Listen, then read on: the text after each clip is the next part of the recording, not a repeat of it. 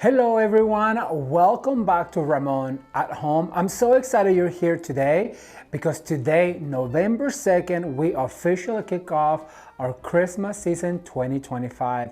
And I could not be more excited because in this video, I'm going to share with you tips, tricks, and hacks on how to decorate the most spectacular Christmas tree for your home this holiday season. Now in this video, I'm going to give you over 7 Christmas tree decorating ideas, and like I said, I'm gonna give you all of the tips, the tricks, and the hacks so that you too can decorate a Christmas tree like a designer. So if you want to learn how to decorate a Christmas tree, please stay tuned, and don't forget to like this video and share with your friends on Facebook, on Instagram, and on WhatsApp. Why? Well, because it is free and it really helps this channel. Are you guys ready to start decorating your Christmas tree for 2025?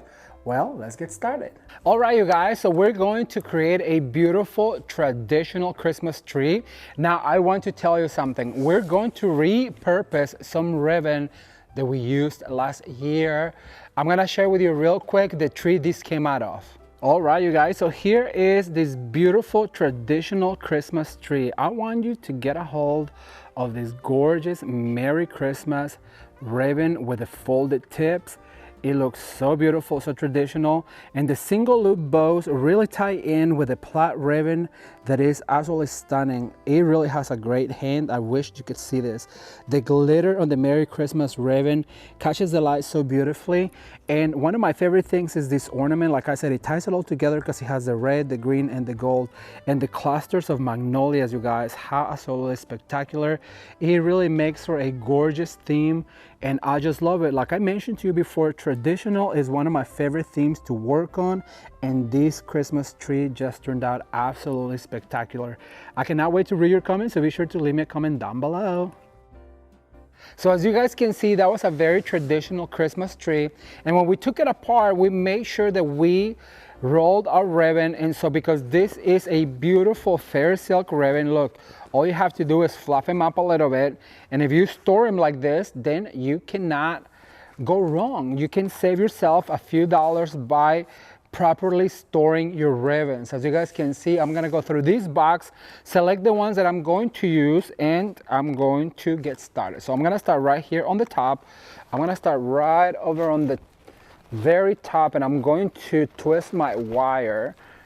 I am going to create this loop, and I'm gonna go like this. I'm gonna pinch back, pleat, and then I'm going to go right here.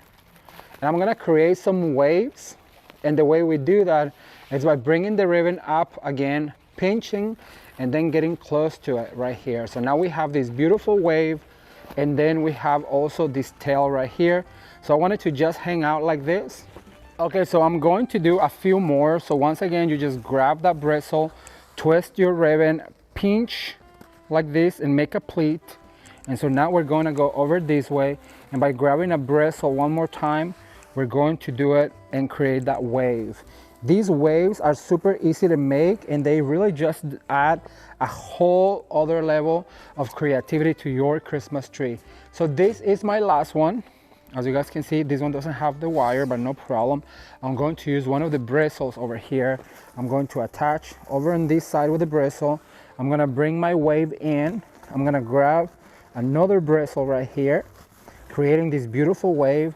I'm gonna pinch and twist, and I'm gonna bring my wave back, attach a bristle, and just let that hang. So now my next ribbon is going to be an accent ribbon, and for that I'm going to make bows. So I'm going to put that right there.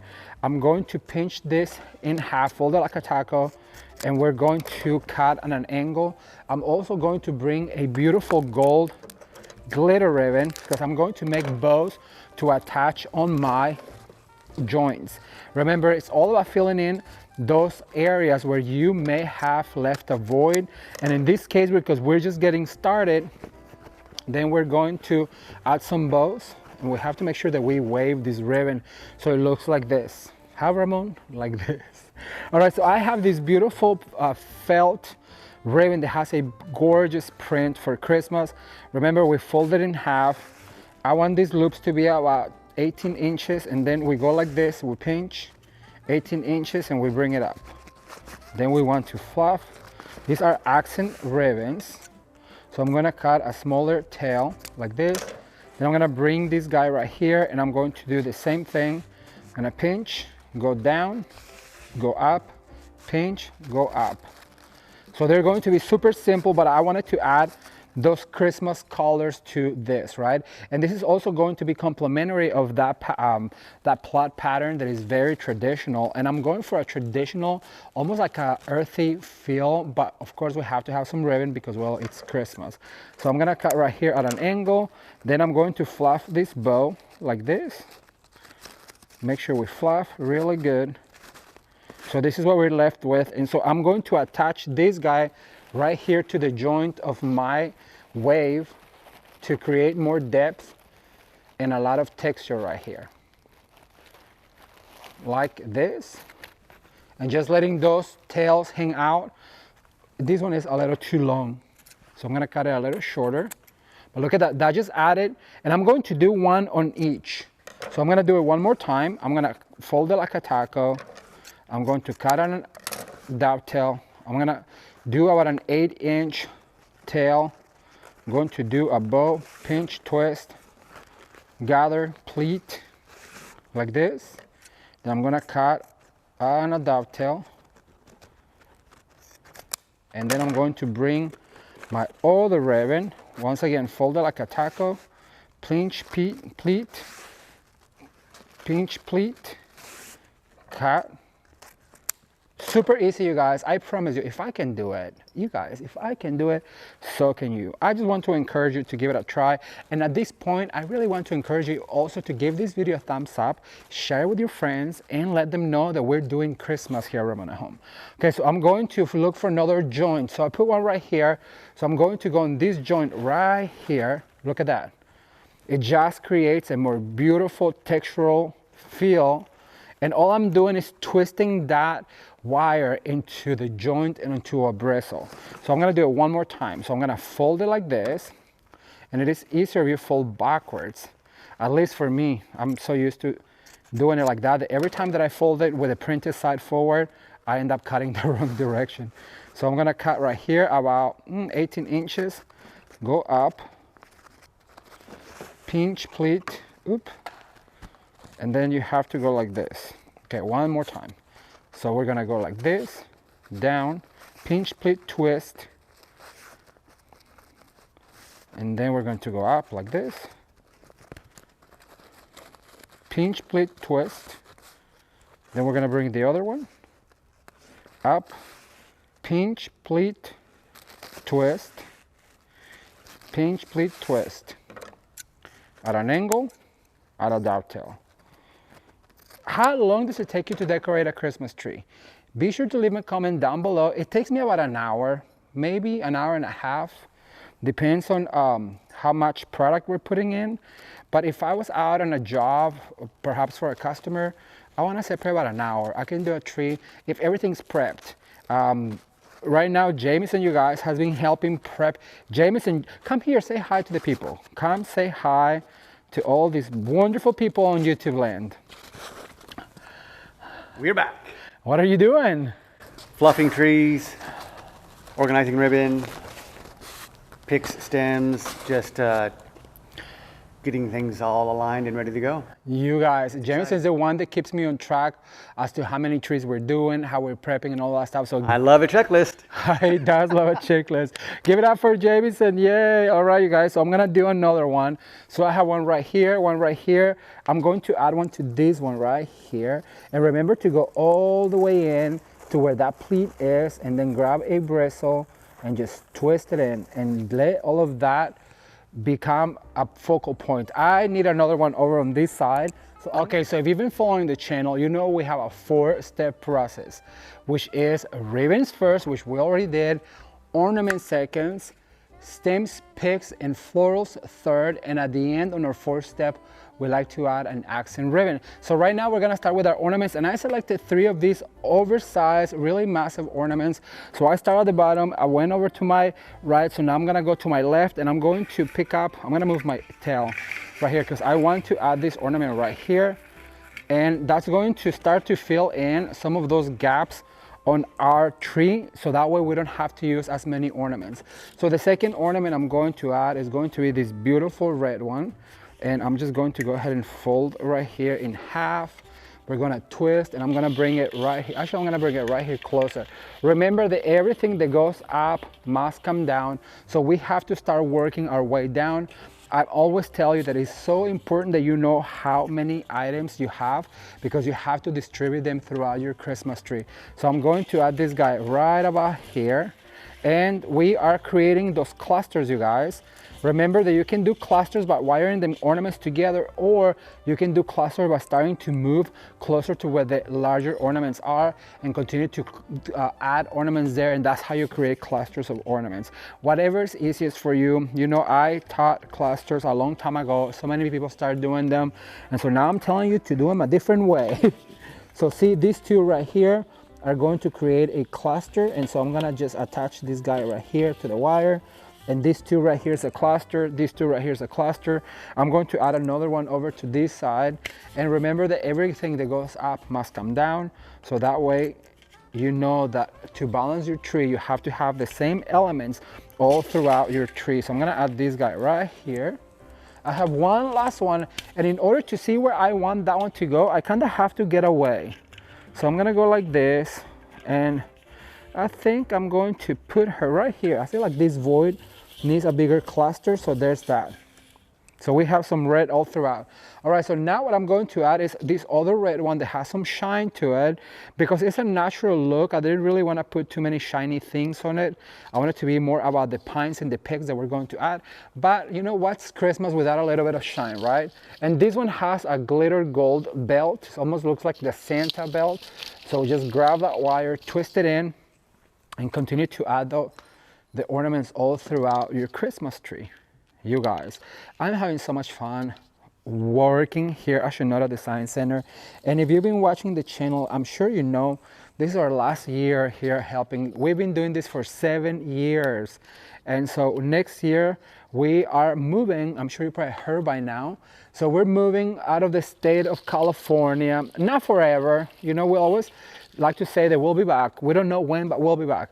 But right now it's just because we have plans that we cannot talk about yet, but in order to fulfill those plans, which is to better serve you, let's put it that way, we decided to move out of here and to go somewhere. I don't know if by the time you watch this video, you'll know where, so I'm not gonna mention it yet. We'll want to do like a special live, you know, to announce where we're moving and the reasons and all that stuff, but this will be our last year here at Chinoiserie Design Center. And so we're just so thankful that they let us come here, you guys, for so long to help them with Christmas, because Christmas, it's my favorite thing. It's how I enjoy life, Christmas. All right, so now I'm gonna grab this green one, because remember that our ribbon, our main ribbon had gold and green.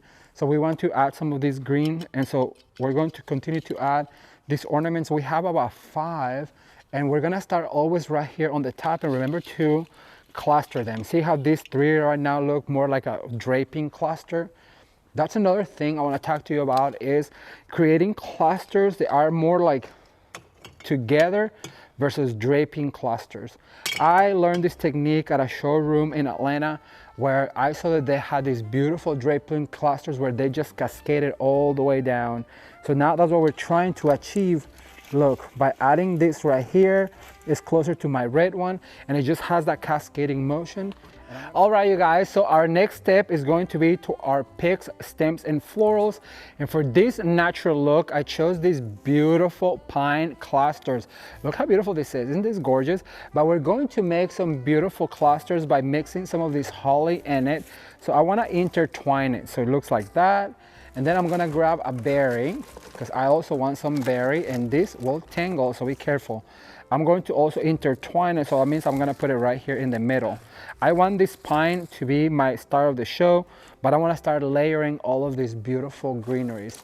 Then I'm gonna grab a gilded beautiful pick, and I'm gonna put that one on the bottom because remember we want some glitter but not a lot of it. Then I'm gonna bring this red flower and I'm gonna put it right here. I'm gonna have to cut a little bit. I want all of my stems to be about the same size, so I'm gonna cut her. I'm gonna lift off that head right there. I have another type of floral right here that I absolutely love, which is this. It almost looks like I know this is a tropical flower. So I'm gonna put it right here just for a little bit of texture. It looks like a cluster of berries. That's why I liked it. And then I'm gonna grab one of these right here. Look how cute this is, and I'm gonna put it right next to it. So it's going to be almost like our foliage, our Christmas foliage. Look at that. So now all you need to do is grab a wire. So I have a wire right here. I'm gonna put it right at the bottom of my cluster, and I'm going to twist twice and pull really tight. And with the rest of it, I'm going to bind all of these stems together like this. And once I have it all bind together, see, you have this beautiful cluster with the holly, the florals. And so now what we're going to do is we're going to find a spot like right here. Actually, I'm gonna start right here. I'm gonna cut this one, it's a little too short. Like I said, I want them all to be about the same length. So I'm gonna cut that a little short. So now we have this beautiful cluster, and I'm going to attach right here by introducing the whole cluster of it into the tree like this. Look at that. And that's not gonna be all of it. So now I'm going to grab my beautiful printed ribbon. I'm gonna open this because I finished the other bolt. And then I'm going to just let it drop on the floor, and I'm going to make a 4-loop bow to go with it. So I'm gonna cut it a dovetail. I'm gonna pinch, pleat, gather, pinch, pleat, twist, gather, pinch, pleat, twist, gather. So I want this to be a little bit more exaggerated, so therefore they need to be a little bit longer. See, like that. And so I'm going to cut right here, down. I'm gonna grab another wire, in this case one of these little ones, and I'm going to attach this whole bow, and it's going to look like this. Okay, so we have 4 loops, 2 tails, and we're going to add that at the head of our flower right here. So it's going to look like this. Let me show you real quick that we're going to fluff our bow. Just fluff the bow. Let this tail to the side maybe, because we don't want to cover the flower. Yes, like this. Fluff the bow, make them really fussy and beautiful. Bring that printed side forward. And see, that just added a whole other level of dimension to our tree. So I'm gonna do it one more time. I'm gonna grab one of these pine. I'm going to cut right here. Then I'm gonna grab a holly.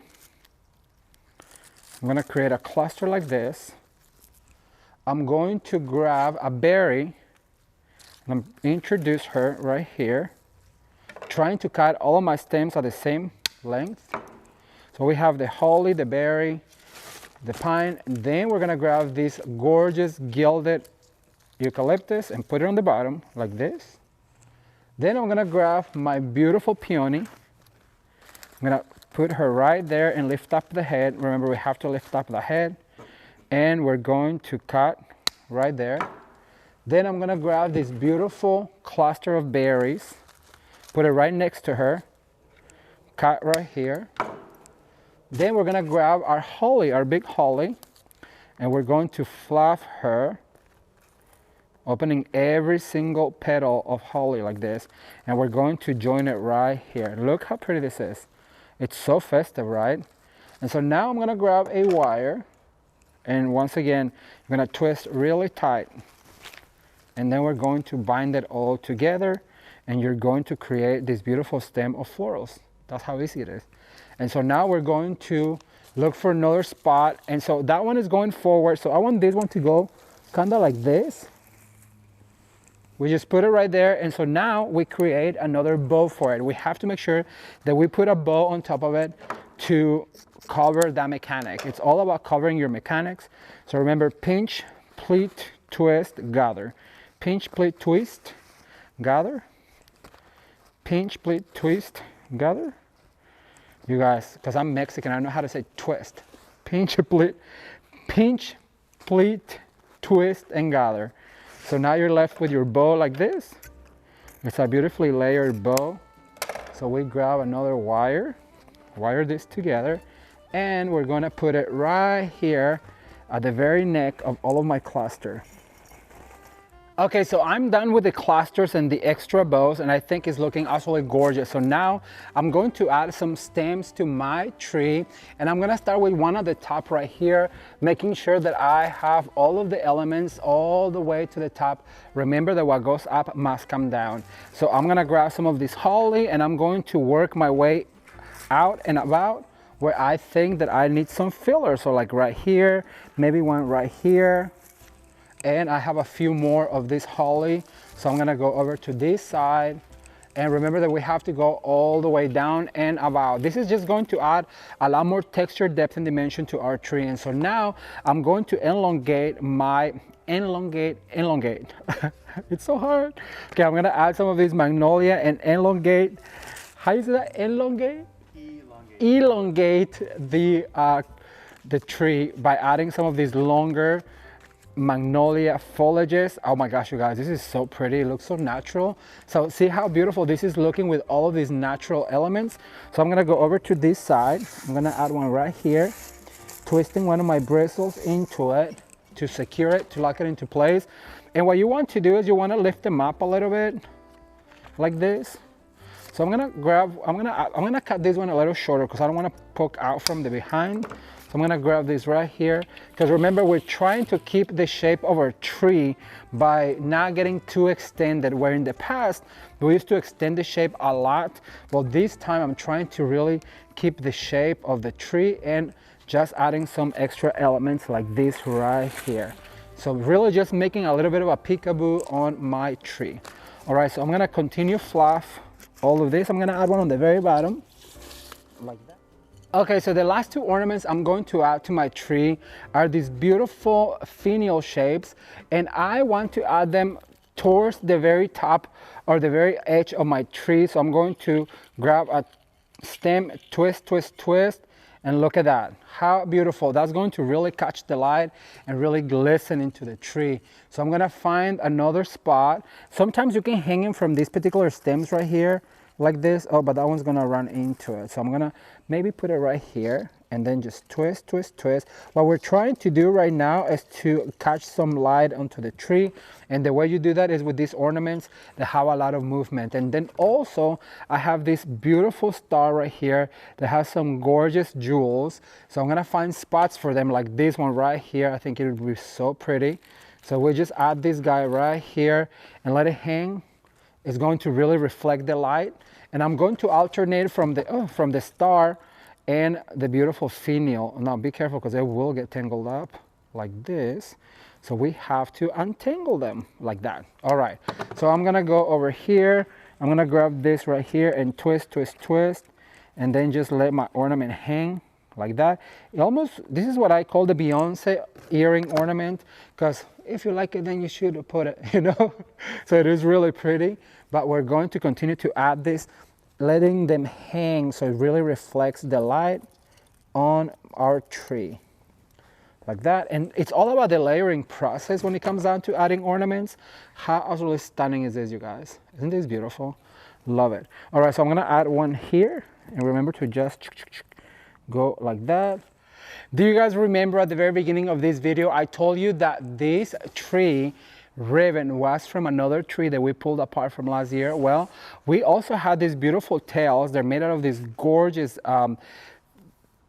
Donna Stevens or D. Stevens ribbon that is made out of velvet. Well, I'm going to add some tails like this in some key spots just as a really beautiful accent. Remember that we have a 4-step process, which is ribbons first, which that's what we did. We did our beautiful ribbons, and then ornaments second. So we added all of the ornaments to this tree.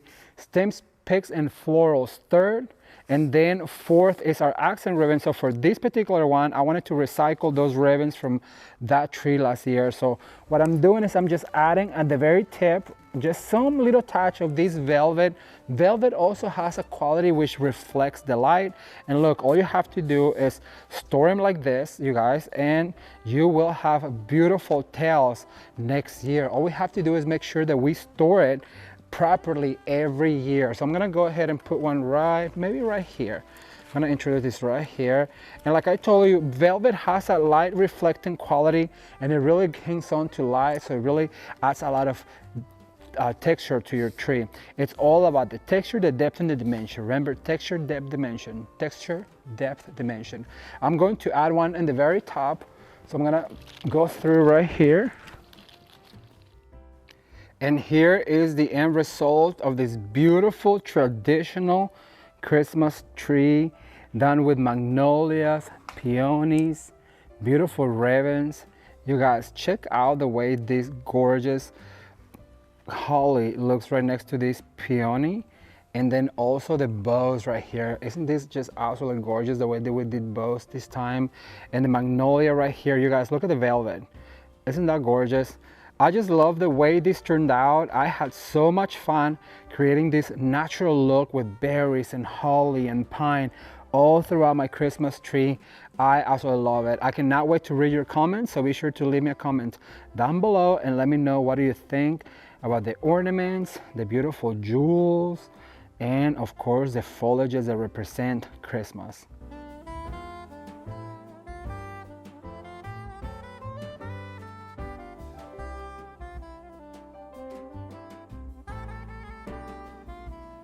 Okay, so traditional has been my favorite theme for quite a while, and I really hope that you guys learn a few tips and tricks on how to decorate a beautiful traditional Christmas tree. But now I'm going to share with you a super glam all gold Christmas tree, and I really hope that you learn a few tricks. Let's take a look. Okay, so we're gonna get started with this beautiful gilded Christmas tree, you guys.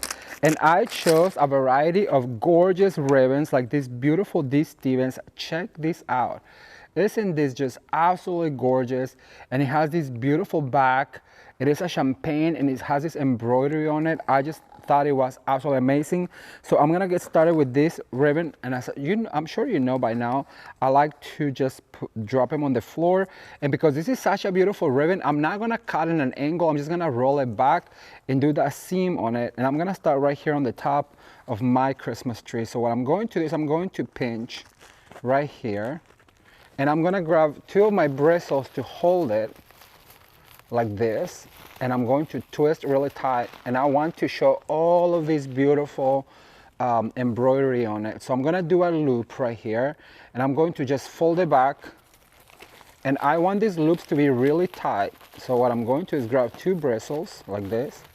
It's a really stiff ribbon, but that's a good thing.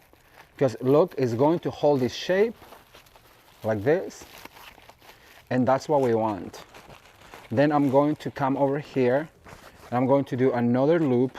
So almost kind of letting it flow like this. And then I'm gonna grab two more bristles and I'm going to bring out my ribbon. Look how pretty this is. And I'm going to cut right here. So I'm gonna grab my scissors. I'm gonna fold back and I'm going to cut a little dovetail. So I'm going to do the same thing for this one. I don't feel bad cutting my beautiful ribbon because that's what it's intended to do. However, I do want to start with this seam right here so it is more finished. And once again, you just fold it back, make a pleat. I'm going to go over to this side and we're going to start right here and I'm going to bring it all the way in like this, grabbing two of these bristles. This part is so important. You have to really put your hand in there and create that loop, fold it to create that pleat. Then you're gonna grab a bristle and just fold it like this. And then you're gonna grab your ribbon and then let it fold like that again. See how it creates these beautiful loops of ribbon? Then you fold it in half. You grab a bristle. And then we're going to attach with this bristle right here. And now we're going to grab our scissors, but you know what, you guys, at this point, I should have an apron of some sort to hold my tools. So if you know where one is for sale, be sure to let me know because I do want to go get one. Somebody said that hairdressers, you know those hairdresser aprons, So I'm gonna look for one. And you guys give it up for Jameson. Jameson, come and say hi. Jameson's behind the camera today. How are you doing, my friend? Behind the camera, in front of the camera, I'm everywhere. Besides the camera? Exactly. How are you doing? We are primed and ready today. We have a lot of content to shoot. Ribbons, it's exciting. It's Let's super go. exciting. All right, thank you. Give it up for Jameson behind the camera. Okay, we're gonna fold it again. Like I said, I want this to be very flowy, very regal. That's what we call it, gilded luxury. So I'm going to put one more right here. I'm gonna grab this bristle and I'm going to twist it like this.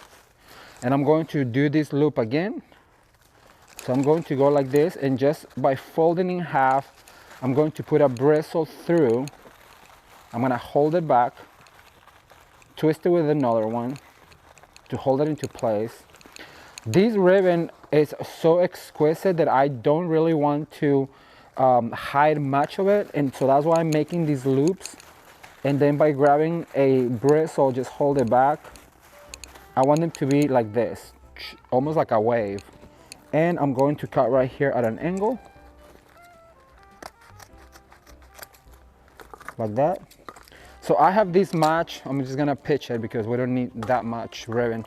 So then I'm going to bring in this other beautiful ribbon, and this also has some type of embroidery, but this is more like a cream. I'm gonna let it roll down, and we're going to do the same. I wanted a contrast between all of the gold that we're going to add and this particular one. So we're gonna cut it like this. And so now I'm going to do opposite sides. So what I'm going to do is I'm gonna grab a tail, I'm gonna pleat it, and I'm gonna go over to this side, and exactly where I put this guy right here, I'm going to introduce this other ribbon like this. And I'm gonna do the same thing. So basically do a big loop like this, big swoop. You're gonna grab one of your bristles, and then remember that we want those swoops to be really large because I want it to really stay like that. So you have to go all the way to the center of your tree, like this. And I'm gonna grab my scissors. I'm gonna cut right here. See how they end at the same, but how this also kind of creates a bow swooping to each side. So I'm gonna grab yet another corner of my ribbon, dovetail, pinch right here, and I'm going to do the same thing to this one right here. So I'm gonna start right about the same, secure it with the bristle, and I'm going to swoop, big swoops, you guys, so you can create that wave. Has to be a big swoop. In this tree, our ribbon is the star of the show because it's this beautiful, just exquisite ribbon. So I'm going to do another swoop like this, and you want to fluff them like that, creating those big old swoops. It's just absolutely gorgeous.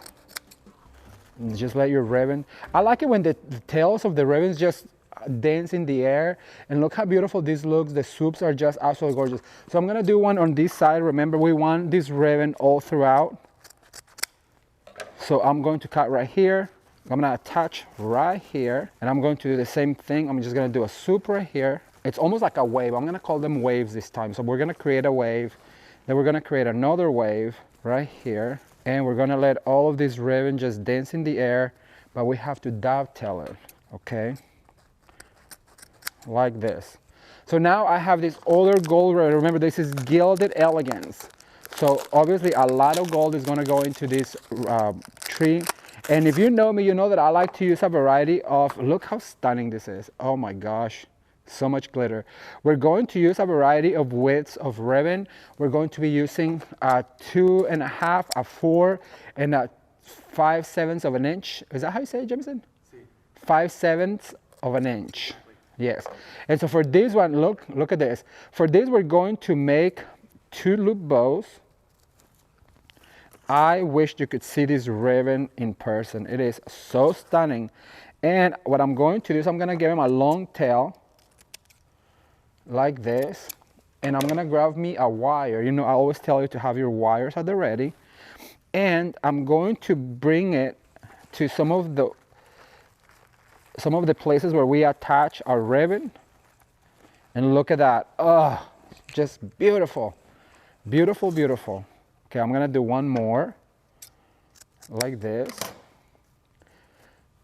Now, all of these ribbons are here at Shinoda Design Center. I'm sure you know by now that this is our 7th year working with Shinoda Design Center to bring you all of these videos, you guys. This is our last year working here with them because, well, I'm sure by now you know that we are moving. And so we wanted this last year to be really elegant and just regal. And so that's why we're using all of these beautiful ribbons, just to make it really, like they say, to make it pop.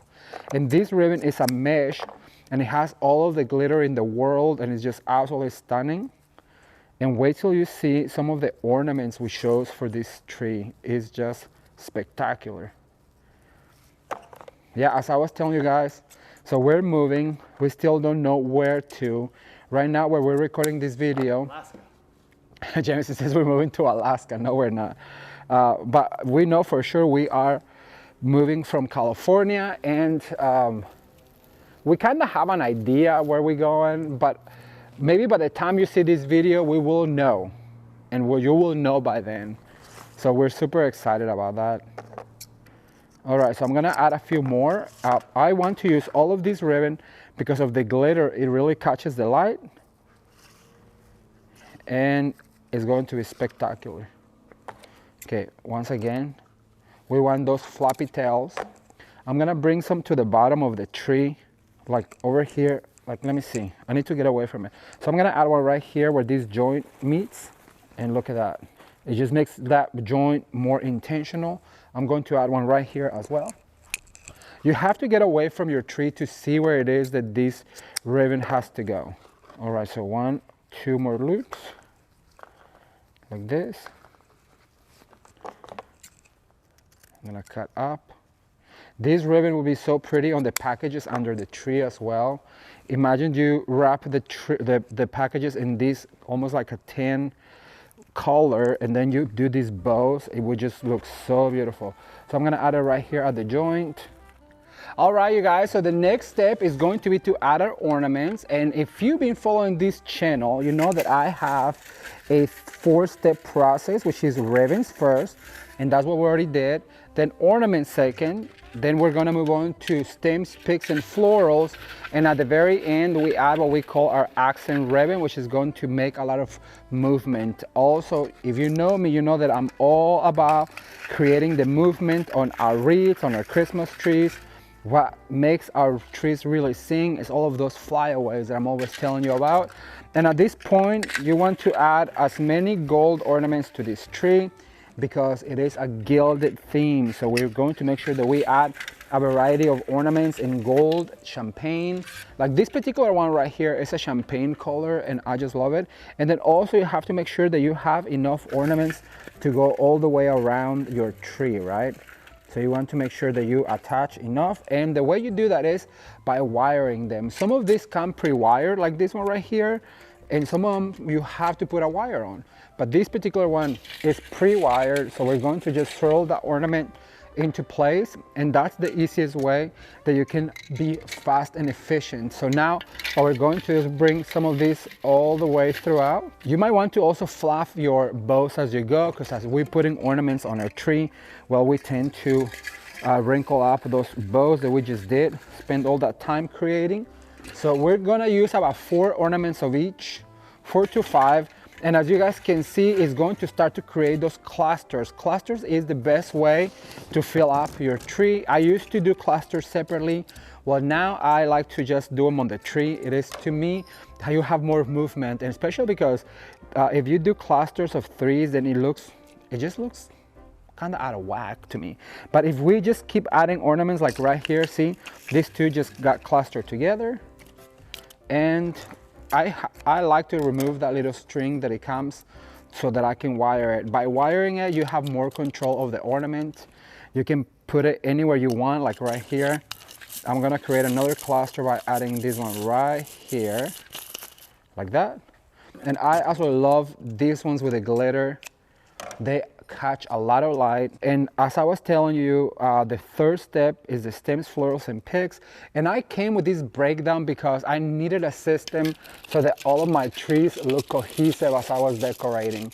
And so when I came up with this system of like ribbons first, stems, florals, and picks second, ornament second, stems, florals, and picks third, and then accent ribbon at the end, it just worked for me. And I just love, like I said, creating all of these looks. And they're all different, but at the same time they're similar because in their construction they're similar. Now leave me a comment down below and let me know what is the theme that you're doing this year for Christmas. I really want to know what is it that you're working on. All right, so I'm going to add a few more of these ornaments and I'll be right back. All right, you guys, so let's talk about ornament shape. So we have this beautiful ornament right here that has some pearls, and I want to share with you my favorite ornament shape, which is the finial. This is the difference. There's other shapes like onion shape, and then finial, and the circular, of course, the traditional ornament. So I went ahead and added some of these throughout the tree to create those bigger clusters of ornaments and to start to fill in that tree really well. The way we do that is by adding ornaments close to each other. So now we're going to add some of these finials, like I was telling you. Now these finials, what I like about them is because it really elongates the shape of our tree, and you have to save these finials for like the tips of the tree. You want to find a place like this right here, and then we circle it, and then we hide that wire, and look at that. It's just going to hang. And then also I have these larger finials because I wanted this for the bottom so they can really elongate the shape of that tree moving down onto the tree. I'm going to share with you real quick. So I'm going to grab this tip right here and go all the way to the tip. Look at that. It's going to make that tree really go down. Now I want to alternate between the plastic one and the glass one. The glass ones, you guys, really do catch the light. I love glass ornaments more than anything in the world because it really helped me elongate the shape, and then also they just catch so much light. Now I have to make sure that I do double wire them when I'm doing this, because the glass ones, you don't want to drop them by accident, and then, well, you know what happens. But we're going to add this one right here. And then you just wire that back like that. See how that brought it all the way, and I'm gonna go around my tree so that I can continue to add some of these glass ornaments to the tips of the tree. I'm gonna add this one right here, like that. And so now I'm going to use some of these glass ones for the top. So I added one right here. I'm probably going to add this one over here and just swirl that wire back, let it hang. I'm gonna grab a few more. Let's see, I'm gonna put one right here. And then you push that wire back. So I need another one over on this side. So I'm gonna grab another wire, and having your tools at the ready is a must. So this wire is a 24 gauge wire, and they sell them here at Chinoiserie Design Center on a really big box of it. So I really do recommend to get some, especially if you are out decorating people's homes for the holidays. You want to get yourself some of these wires so that you can be efficient. All right, so I'm gonna add a few more of these finials and I'll be right back. Keep watching.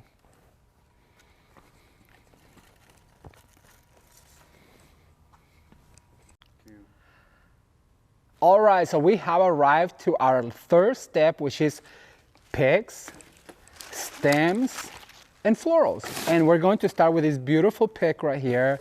It is a glitter, super gilded, gorgeous eucalyptus that I just absolutely love. And so what we're going to do is we're not going to cut any of it because I need them to be long enough.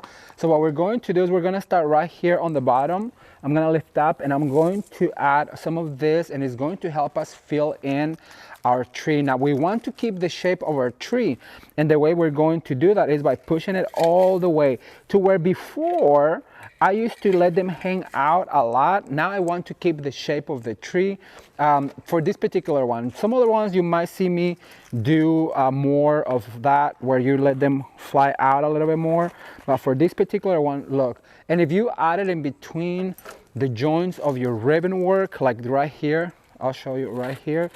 It's going to give us a lot of texture. It's going to look intentional, and it's just look absolutely gorgeous. So we have this beautiful stem right here. Be sure to take all of those tags, and then also be sure to just move them a little bit to fluff them up. They're all pre-wired all the way down, and also give them a little bit of a curvature like this. So we're going to select another area. I'm going to put one right here going up, and the way you want to keep that shape of the tree is by putting that pig going up. Now for the very top, like I told you, I do want to keep the shape of the tree.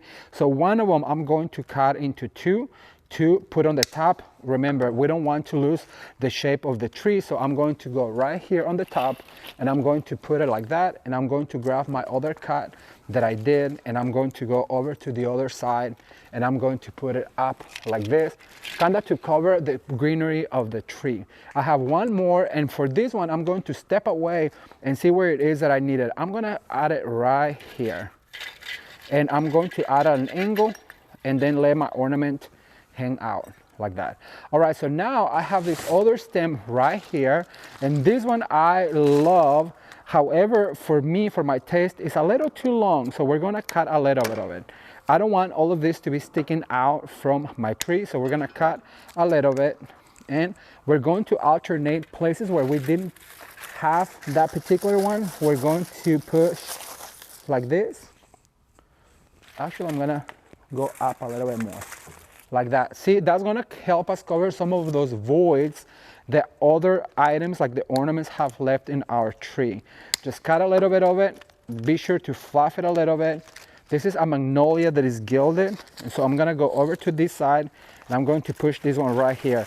The difference on the foliages is going to create a lot of texture on your tree, and so if you want to get closer to the top, I'll show you right here. It tells me where to cut. So I'm gonna cut right there, and then I'm going to cut right here, and I'm going to go like this to fluff. In this particular one, I'm going to add to the top of my tree, so we don't lose that shape, like I said. And this one right here, because remember, we're getting closer to the top, so we want to insert going up like that. Look how pretty that looks. It is super gilded, all gold. All gold was a huge trend this year on market. So that's why we decided to do a gilded look by adding all of these beautiful textures into our Christmas tree. Now remember that what happens on the right happens on the left. What goes up must come down, and we have to continue to do this all throughout our wreath. I'm sorry, our wreath, listen to me, our tree. You guys, it's just because we just got done doing wreaths, and we're trying to do as much as we can, and so sometimes my mind is still like wreath making when I'm decorating a Christmas tree. That's funny. All right, I have one last one. And as you guys can see, it's not a lot of them. It's only 6 of each, and that's really going to help you fill in your tree. I have to get away from it for a second to see where it is. I feel like we need one right here on the back. So we're going to add that guy right there. I love that magnolia. Okay, so now because we added some magnolia foliage, we're going to add some magnolia flowers. Look how pretty these are. These are more like a platinum, and we're gonna cut a little shorter because I said I don't want those stems sticking out from the back. And I'm gonna start right here. I'm gonna add one. Be sure to move your bow. Look how pretty that is. Stunning. Okay, so I'm gonna add a few more, and I'm gonna cut them a little bit shorter.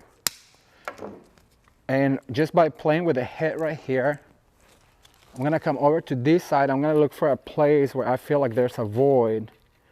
So we're gonna go right there. And also, I'm always telling you, when you're inserting flowers, make sure they don't look forward. They can either look up, down, to the sides, but never forward, because I don't want those flowers to look like a deer in the headlights, right? That's not a good look. So first, we're going to fluff our magnolia by grabbing every single petal like this, and then we're going to find another spot like right here, and I'm going to go in, and we're gonna help cover some of those voids by inserting this magnolia right here and just letting that ornament get it forward. So I'm gonna grab another one. I have a few more. I'm gonna grab this one right here. I'm gonna give it a little bit of a curvature, and I'm gonna bring one all the way down to this side like this. And oh, I have 2 more. So I don't like those pesky tags, you guys. So I'm going to move over to this side. I'm going to go maybe right here. I'm gonna lift up this ribbon, I'm gonna put a magnolia right there. Our magnolias have to be almost like an ornament, so we have to be very strategic as to where we put our magnolias. So I'm gonna do this last one. I'm gonna cut a little bit. I'm going to put it right here, dead center. All right, you guys, so we've landed at my favorite part. I know I tell you that all the time, but this is one of my favorite parts about decorating a Christmas tree, the accent ribbon. And check out these gorgeous, oh, it does have a pin. I have to be careful because I have pinched myself a few times with these pins. But look at this ribbon. Isn't this absolutely stunning? I'm gonna take some of this home because I just absolutely love it. And for this ribbon, since it's a gorgeous sequin ribbon, it has all these bugle beads and rhinestones. What I want to do is I want to really bring it forward. I don't want to hide this beautiful ribbon. And the way we're going to do that is by adding some bow tails. And so what I'm going to do is I'm gonna do them very long. So I'm going to pinch right here. I'm going to create a beautiful 2-loop bow. Actually, you know what? Let me see, do I need a 2 or a 1? I think we're gonna do 2-loop bows. No, 1 loop. I decided I'm gonna do 1 loop. I'm gonna cut right here. And some of you would be so scared to cut these gorgeous ribbons, but that's what they're for, you guys. So you're gonna get more bang out of your back and then more style out of your bows by cutting them like this. Look how gorgeous this is. And what I like how it looks, it has a really good wire in it and it just adds so much to it. So I'm going to add it to the very tips of our tree so they can really show. I want this ribbon to really be a beautiful accent to my tree. And look at that. Look at that. Just by adding that right there, it adds so much character to my tree and so much elegance. Once again, doing a tail about that long, probably about 10 inches long. We're going to do single loops. We're gonna go down like this. We're gonna twist.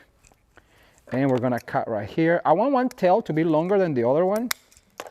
So like this, I'm going to grab a wire, twist it, spin it around, and bring those loops forward. Get my little bow like that. And I like to spin it forward like that so it has a lot of movement. So I'm going to find another spot like right here. And I'm going to add this beautiful bow like that and just let it hang out. Look how pretty that is. Those little details is what's going to take your Christmas tree to the next level. I'm going to do one more, then I'm gonna finish it up, clean up, and give you an end result shot. But I just wanna make sure that you know that we are doing one tail longer than the other one. Grabbing a wire, twisting it really tight, and we're going to swoop it like that forward. And we're going to find another spot like over here. We're going to wire our bow and just let it hang out like that, bring it forward so it really shows. All right, you guys, let me finish these bows. I'm gonna fluff it real quick and share with you an end result. Keep watching. And here is the end result of this beautiful gilded Christmas tree. I love the way this looks. I'm gonna give you some close-ups of the details, starting with the beautiful D. Stevens ribbon. Oh my gosh, you guys, look at this. Creating these single loops really does add a lot of elegance to this tree. Another thing I wanna point out is the gorgeous D. Stevens 4-inch ribbon. It's just filled with this beautiful embroidery and jewels. The magnolia and the champagne really does add a lot of texture to this tree, and I really hope that you enjoyed it and learned a few tricks on how to create a spectacular gilded Christmas tree for your home, for your clients this holiday season.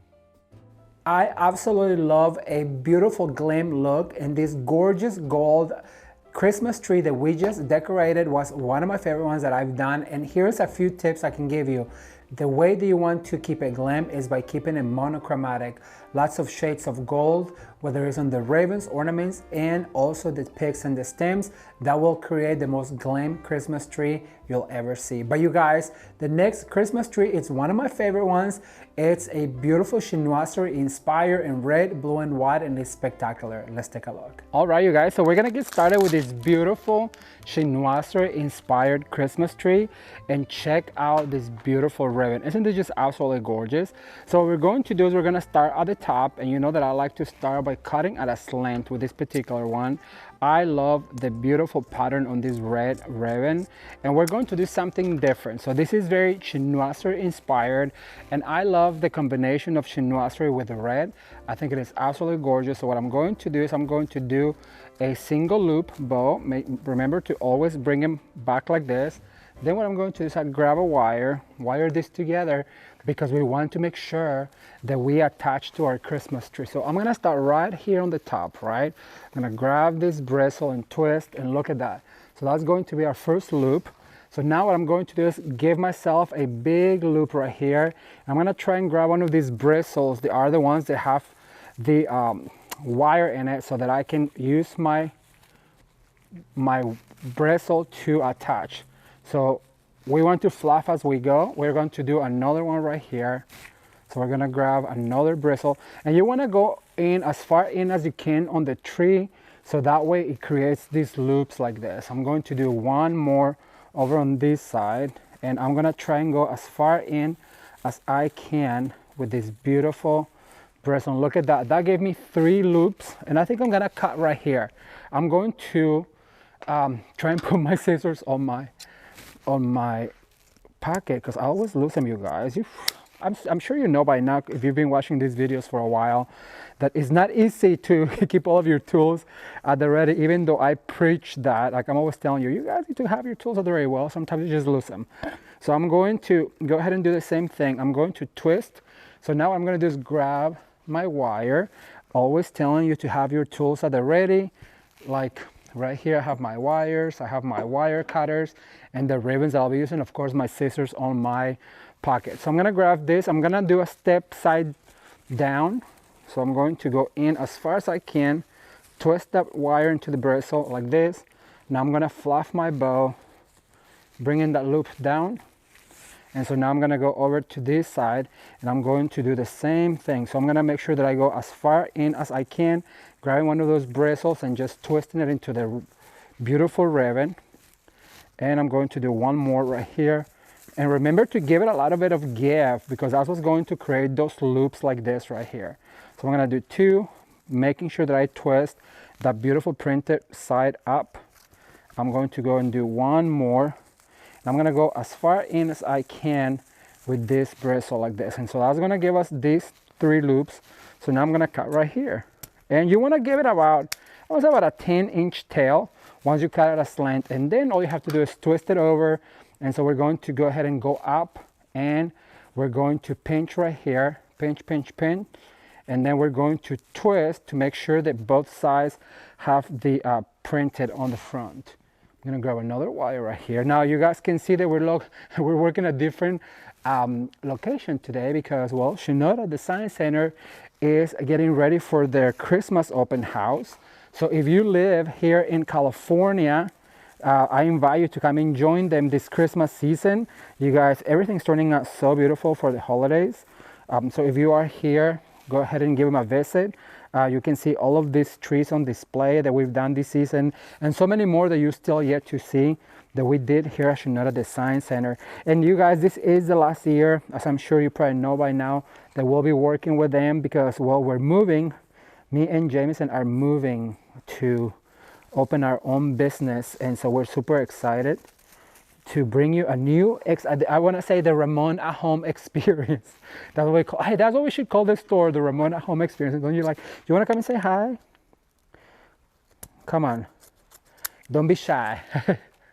I'm back. He's back. So poor Jameson, you guys, has been down with a cold. He went to visit his dad for surgery, came back a little bit sick with a cold, but he got over it, and like finally he's starting to sound normal, right? So what do you think about this Christmas season? Well, rock and rolling. Rocking and rolling. And by the way, you guys, today we're recording this on a Saturday. Is it Saturday before Labor Day? Yes. And some lady came to Jameson because he was recognized on the street. So thank you. Give it up for Jameson. You guys, we're having so much fun. I'm not joking. We're having so much fun recording all of these videos for you. And we really hope that you are enjoying it as well.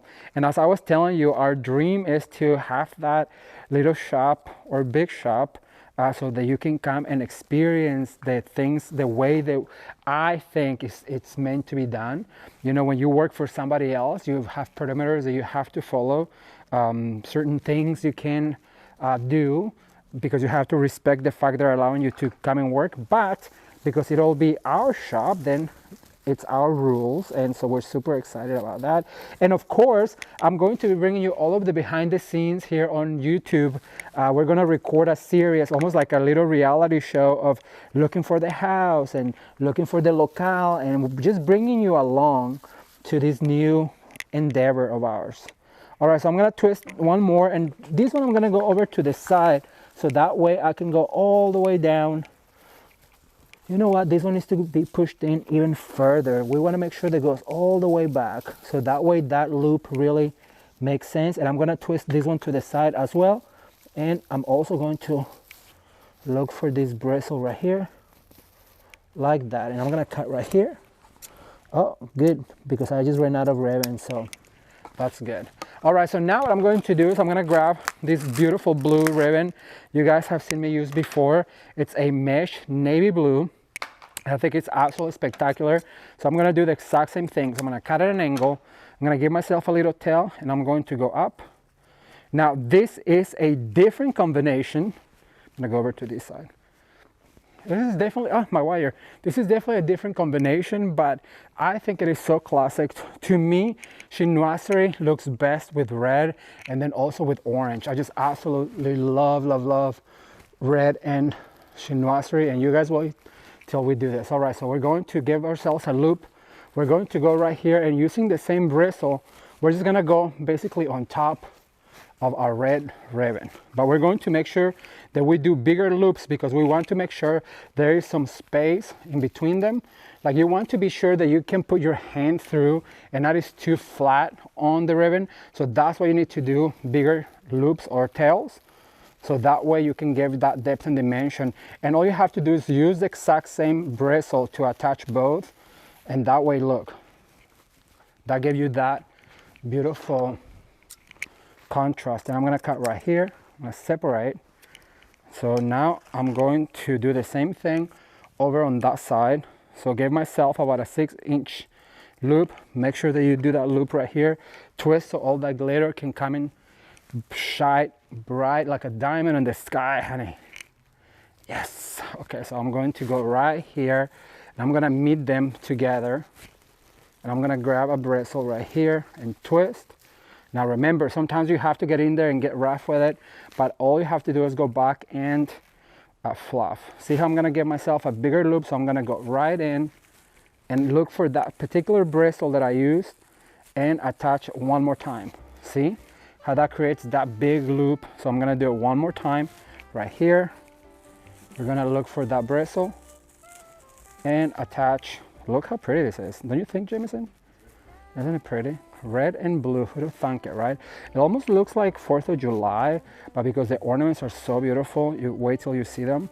It all just makes so much sense. And like I said, blue and white and red, oh my gosh, it's so beautiful. Okay, so I'm gonna look for a bristle to attach this ribbon right here. And so now I'm going to cut at an angle. All right, you guys, so I'm gonna do the bottom one, and I'll be right back with you to give you the next step. Keep watching. All right, you guys, so the next step is going to be to add our ornaments. And for this case, I'm gonna start with this beautiful red glitter ornament. And as you guys can see, I already start putting them in. And what you want to do is you wanna open up your tree, and you wanna make sure that you go all the way in, so that way the ornament stays in place. You wanna tuck in it between the branches right here. The next thing I'm going to do is I'm going to add some of these beautiful clusters. I went ahead and added a blue, matte, a shiny red, and then of course a see-through blue, which is like a sea foam. It's absolutely beautiful. So that way it's going to be faster adding all these ornaments. And as you guys can see, I'm going to just attach right here. Oh, one fell off, but now it's okay, no problem. They're shatterproof. It's shatterproof. We're not blaming anyone, but the Jameson says it's my fault. But the truth of the matter is that when you pull tight, sometimes I just come undone. But look, you can just pop them back in, fluff your ribbon, nothing happened. So what I'm going to do is I'm going to start right here on the top, and remember that we work in a zigzag motion. Oh, there goes another one. You know, another tip, go ahead. Another tip is to glue them before you use them, you guys, but I just tend to pull too hard when I'm putting the branch because I want to make sure that I attach to the branch without taking in consideration that they're loose. But look, if you just grab that like this and you twist it really slowly, it's not gonna come off. All right, so I'm gonna add a few more to this tree and I'm gonna move, remember, in a zigzag motion. I want to make sure that I add all of these clusters all throughout my tree. I'm gonna continue to go down. I'm gonna go right here. Thumbs up if you guys are enjoying this Christmas season. So far we've done so many Christmas trees. We've done a crystals Christmas tree, we've done a pink and polka dot Christmas tree, we've done a traditional one, we've done so many, and there's still so many more to come, so be sure to stay tuned. And then also centerpieces, garlands around the door, around the mirror, the home tour, you know, it's just getting started, okay? So be sure to come back for even more. So basically what I'm doing is adding all of these clusters, making sure that I have them all throughout the tree. So I'm gonna go maybe over to this side right here and add even more to this branch. So now I have other clusters of just single red ones. This is going to continue to add, as you guys can see, that beautiful red Christmassy color.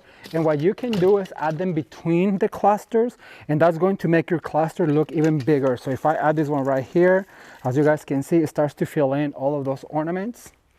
And I'm going to grab yet another one and I'm going to add it right around here. All right, we're gonna get started with another step, but first I have to get them ready, so keep watching. Well, if you've been following this channel, you know that I have a 4-step process when decorating a Christmas tree, which dictates the ribbons are always first, ornaments second, stem, picks, and florals are third, and then at the end we add any accent ribbons, ornaments, or specialty decorating items. So what I'm going to do is I'm going to add some of these beautiful frosted picks. Now here's the thing, we shot this beautiful look on a green tree, however, because it is a blue and white and the extra ribbon is going to have some white, we have to add some white cedar to it. Now this, how beautiful is this, you guys? This is something that you have to fluff to make it look like this, and I always like to start right here on the top. And the very top one we're going to do looking up. So basically I'm going to put it like that. I'm going to start mixing it with the pine. And so what you want to do is make sure that you grab every single one of these guys right here, which she's absolutely love this. Now we're going to start working on a step ladder motion. So I'm going to go right here.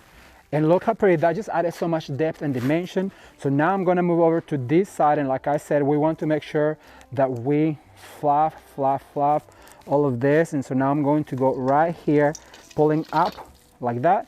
Now you want to make sure that it doesn't really protrude too much from the tree, because we want to make sure that it is blending. So basically push them in a little bit further, and we have another pick that I'm going to add here in a second that is going to be something that gives more of a movement. So now I'm going to come over to this side and I'm going to introduce this guy right here. Remember, we're just trying to tint a little bit of white to tie in with our ribbon. I'm going to put one right here in the center.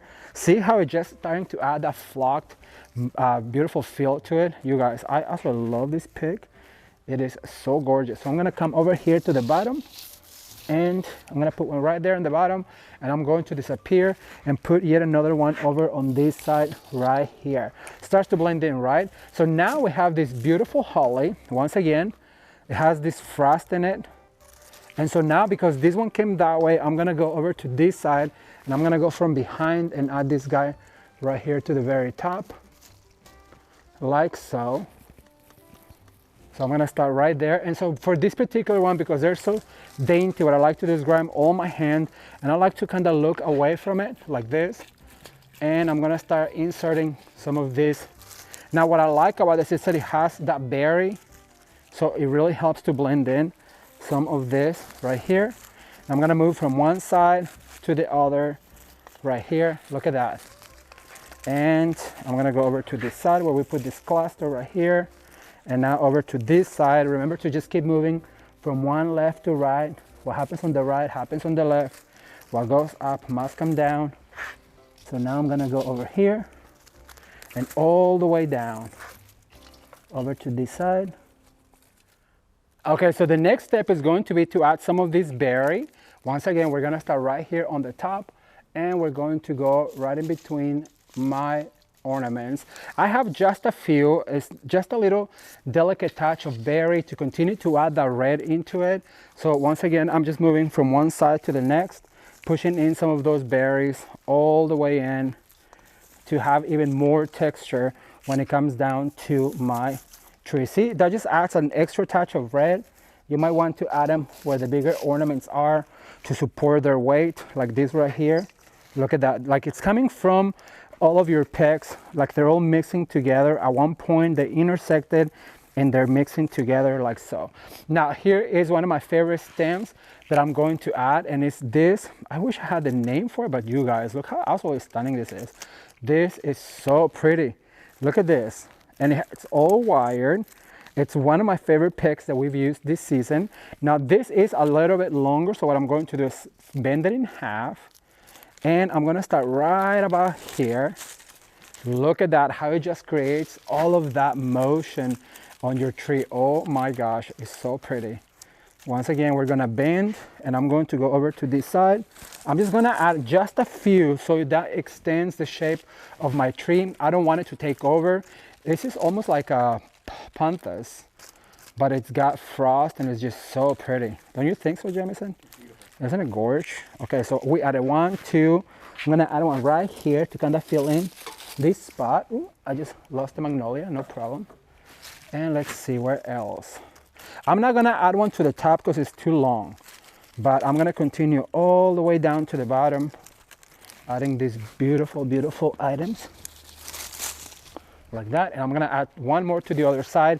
As you guys can see, all of these stems need to be used just as a little touch. You don't have to like really make them all take over. They can be just a touch, but they all work together. They all work together and they create the look that we're going for. Look how stunning that is. I'm gonna stop right there. You know what? I have the last one. I have selected 6, so might as well just put them all in, right?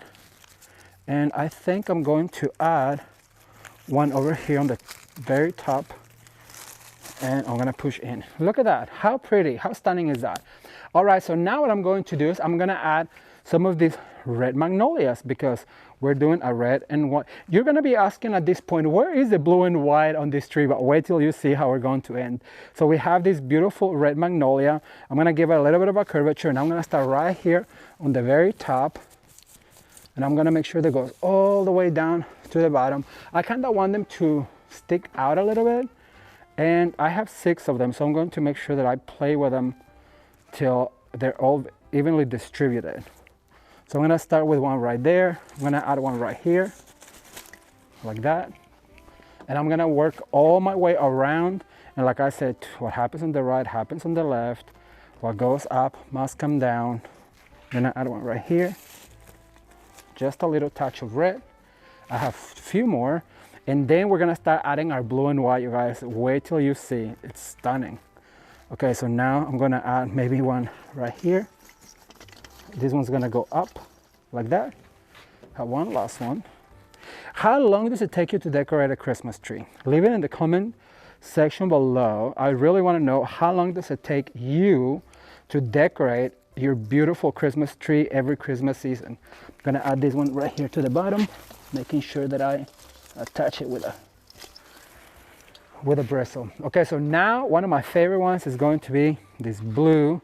It's almost like a steel blue, and it has a variety of blue and like a lighter blue, so it makes it perfect for this blue and white theme. Look how stunning this is, you guys. I just absolutely love it. We're gonna give it a curvature at the head, separate them. You have to touch every single petal. Then we're gonna start right here, and we're going to push down. Look at that. Remember to always have them facing any other way. Don't put your poinsettias or your florals facing forward towards the front, because it looks polka dotted, what I say. I like it better when you take the time to just face them a little bit to the right, a little bit to the left, and that just gives it even more character. See how that one's facing this way? Now I'm gonna bring this one and put it right here facing my way. And then also bring those petals forward. Huh? Isn't that pretty? Absolutely stunning. So now I'm gonna grab this other one, I'm gonna fluff, fluff, fluff. Every single petal has to, remember, they all have a wire, so they have to be played with, like so.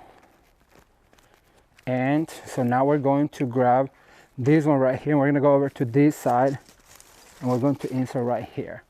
All right, I'm gonna finish a few more of this. I have 2 more items to add, and I'll be right back with you. Keep watching. Okay, so we're going to recap. Remember that we're going to add our ribbons first. In this case, we added the red and the blue, then ornament second, stems, florals, and picks, which is finished with.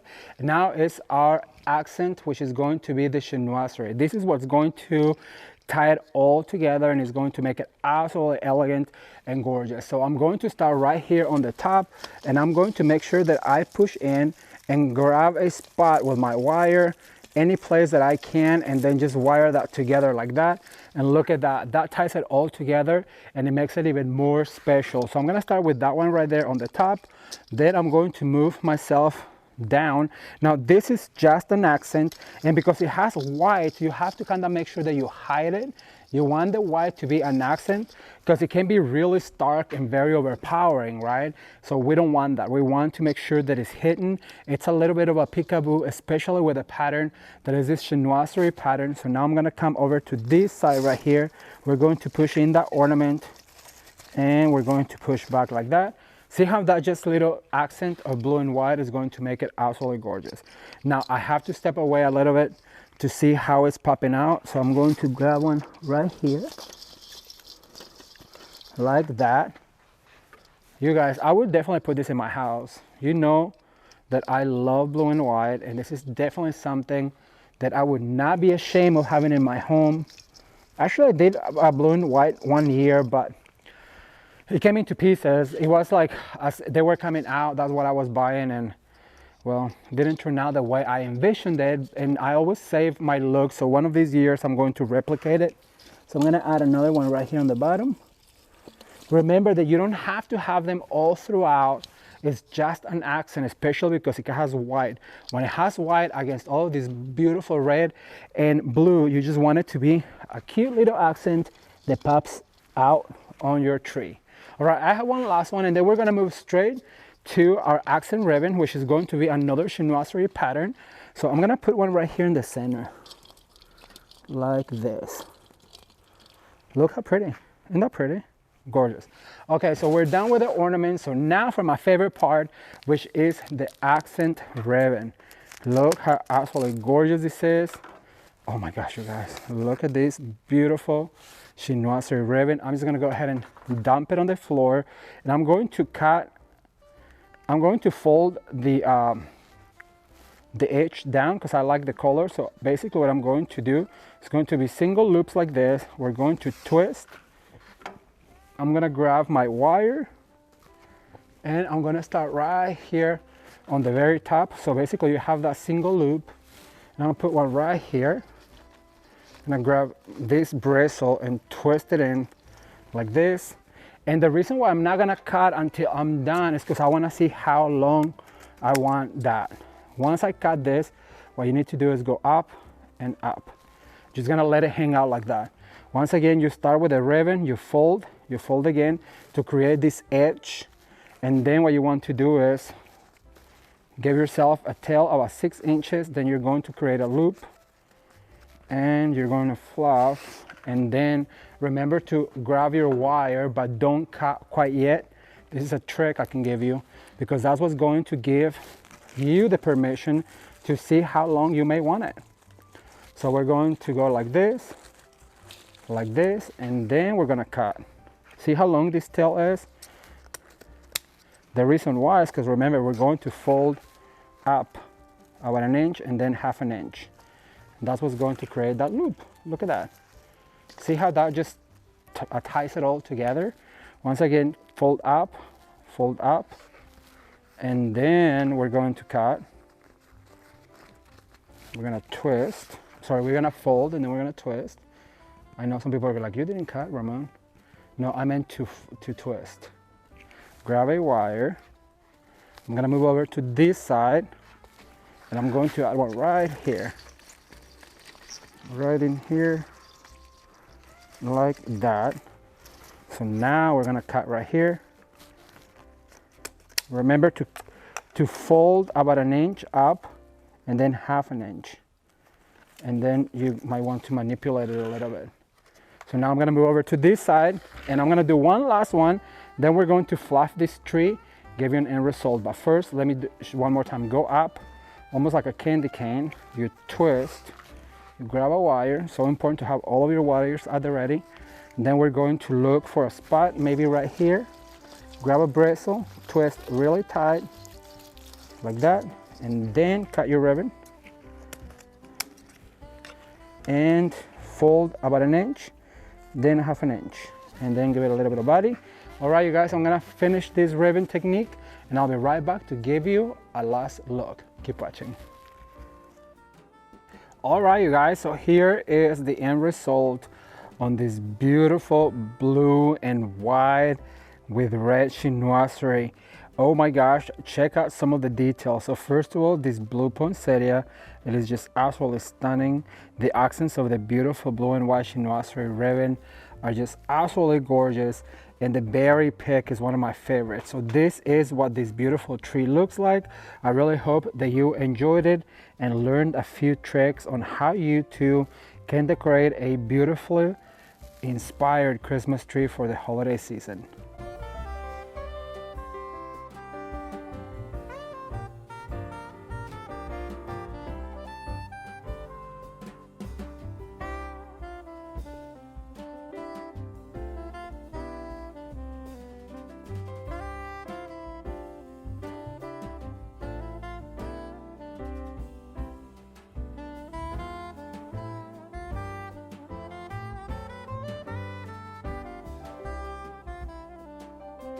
All right, so the Chinoiserie tree, it was so spectacular, and I really hope that you learned a few tips, tricks, and hacks on how to decorate your very own Christmas tree in a Chinoiserie theme. But now I'm going to share with you one of my favorite ones that we've done this year, and that's going to be the Nutcracker. It is super sweet. Let's watch.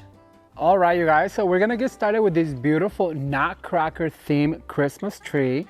And for that, what we're going to do is we're gonna start with this bold, and I like to say bold because it's a bold color. It's a bold choice color, but I love it. It's a blue. The ribbon is gonna have all of these colors, so that's why you'll see a mix of all of these blues and golds and greens, which is very representative of the Nutcracker theme, right? And I am here to tell you that Nutcracker is one of my favorite themes for Christmas. I collect nutcrackers, and by the way, we haven't bought any of them this year, Jameson. I already told the story where that other day we were at Hobby Lobby and this gentleman had bought one that wasn't a rocking horse, and I went back and I couldn't find it. So I'm sure they're limited quantities, but I want it really bad for my collection. All right, so I'm gonna start with this 8-inch blue ball, and remember, the bigger the ornament, the further in you have to stick them into your Christmas tree. It is just to kind of fill in gaps, and it helps us to fill in the Christmas tree and make it look more full. And look how I'm working on this pattern where I'm going on an S motion all the way down, and you just grab that wire and you twist it into a branch. All right, so now what I'm going to do is, actually, Jameson, if you pass me this box over here, because it has the red and white right here. Now give it up for Jameson, everybody. Woo, woo. Back. Jameson, the little elf. The what? The little elf. Yeah. The little elf. All right, so I have this ornament right here, already has a wire, has red and it has white. Our main ribbon has white. So that's why I wanted to choose some ornaments in white, or that have some white in them, so that way they can match our ribbon, because, well, we need to match our ribbon at least a little bit. Is this the only two that we had? Oh no, there's another one over there. So I'm gonna put one right here. And remember that every time that you add an ornament, you have to put it close to another ornament to kind of create the cluster. Here's a third one. You can work in sets of 3s, 2s, and 1s, but I did want to bring this particular ornament, so I'm gonna go all the way down over here. And remember, the bigger the ornament, the further out it has to be into the tree.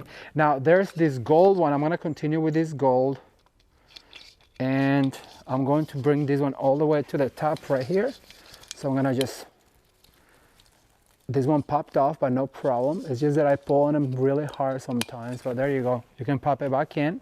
You guys, which one it's been your favorite DIY that we've done? This is our last year doing DIYs here on YouTube.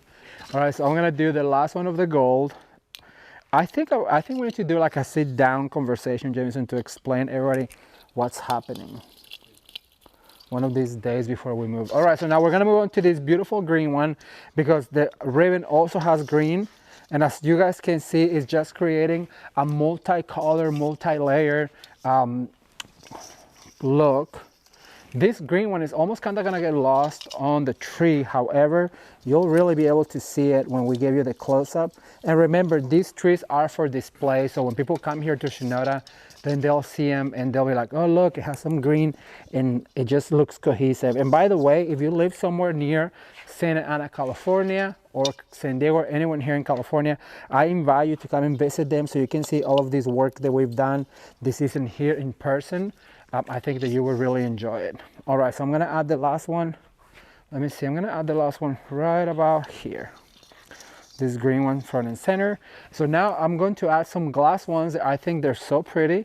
And I'm gonna start with this beautiful ornament. Look how pretty this is. This is glass. I have to get it close to you. Has all of these jewels. Isn't that just absolutely gorgeous? Now these ones, because they're glass, we have to make sure they are very, very secure. So I like to twist it 3 times. And so I'm going to bring it right here. Because they are bejeweled, I want to make sure that they are front and center so that you can see all of those details on the ornament.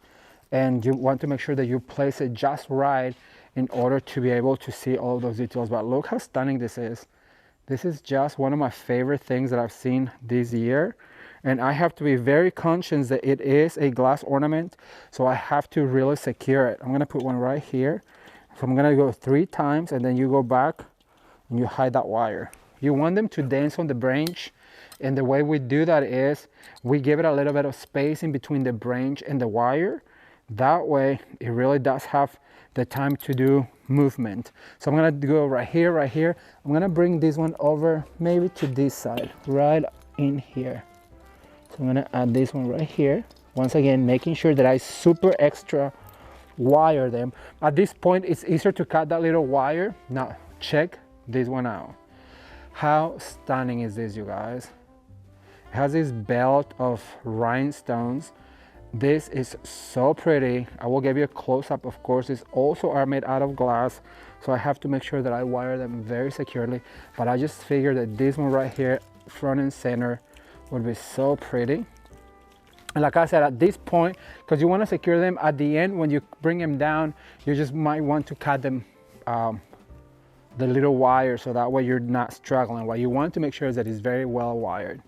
Right, so I'm gonna bring this one over, let's see, over here on this side, and I'm going to wire, making sure that that bow is front and center. How stunning is this? Isn't this gorgeous? All right, so now I'm going to find a place for this one. I think I'm gonna go all the way here to the bottom and just wire that really well. Making sure that that bow really shows. Now I have this other one that it's very reminiscent of the Nutcracker theme. It's also glass. This is more like a blown glass and it has some red. It looks like a candy cane. So I'm gonna bring it over to this side right here. And I'm gonna grab another one. I have 3 of each. All right, you guys, well, I'm gonna finish adding all of these ornaments. I'll be right back with the next step. And I think you're gonna love it. Keep watching. All right, you guys, so now what we're going to do is we're gonna grab some of this beautiful greenery and we're going to start bringing back the texture into this Christmas tree. And the way we do that is by adding a variety of foliages or different greeneries. In this case, I'm going to add some pines, I'm gonna add some hollies, and all you have to do is go really fast. Remember to go all the way down. You might want to secure them right here. I'll go all the way down, and then I'm gonna grab this other flat cedar, which I'm sure you know flat cedar is my favorite. So I'm gonna start right here on the top by adding one, going up like that. And so now we want to alternate in the places that we didn't add the other one. So you might wanna grab one of these flat cedars and add it right here. And sometimes it's a little bit difficult, but no problem. Look at that. And that, like I said, is just going to create a lot of texture into your Christmas tree. It's going to change the look of it with just a few pieces of greenery. You're really changing the look of the Christmas tree, and it's giving that three-dimensional look because it creates that depth and dimension. Now, one of my favorite ones, it's this beautiful holly that has some frost in it because our ribbon has white, so we want to make sure that we add some of this white, and also it has the red berry, which is going to help us tie in all of that red ornament that we put in. And I like to grab them all in my hand and just start, look, adding some of this greenery to create that three-dimensional. If you don't do these steps, then your ornaments are like all front and center, but by adding all of this texture, then you're creating that three-dimensional between your ornaments like this. Look at that. And look, it is quick, it is easy, it's fast. We don't have to spend the whole time on our trees like this. And remember to go all the way down like this. I'm gonna add one right here. Look how that just changed the whole look of your tree. Right here, and maybe right here. Now I also have this longer holly, which is also really pretty. How pretty is this? So now this is going to give it even more texture. I'm gonna add one right here on the top, going all the way up. Look at that. It just adds a little bit of texture. Every single layer continues to add even more texture to the Christmas tree. Now remember, what goes up must come down. So you have to go all the way down by pushing your holly like this. And it's gonna, like I said, create that three-dimensional look to your tree. So I'm gonna go over to this side like this. I'm gonna go right here in the middle. Up, down, left, right, middle. And I'm gonna go over to this side like that. Remember to go all the way down. So I'm gonna go right here. The ones going down, you might want to go insert going up. And I'm gonna go over to this side as well. Let's see, maybe right about here.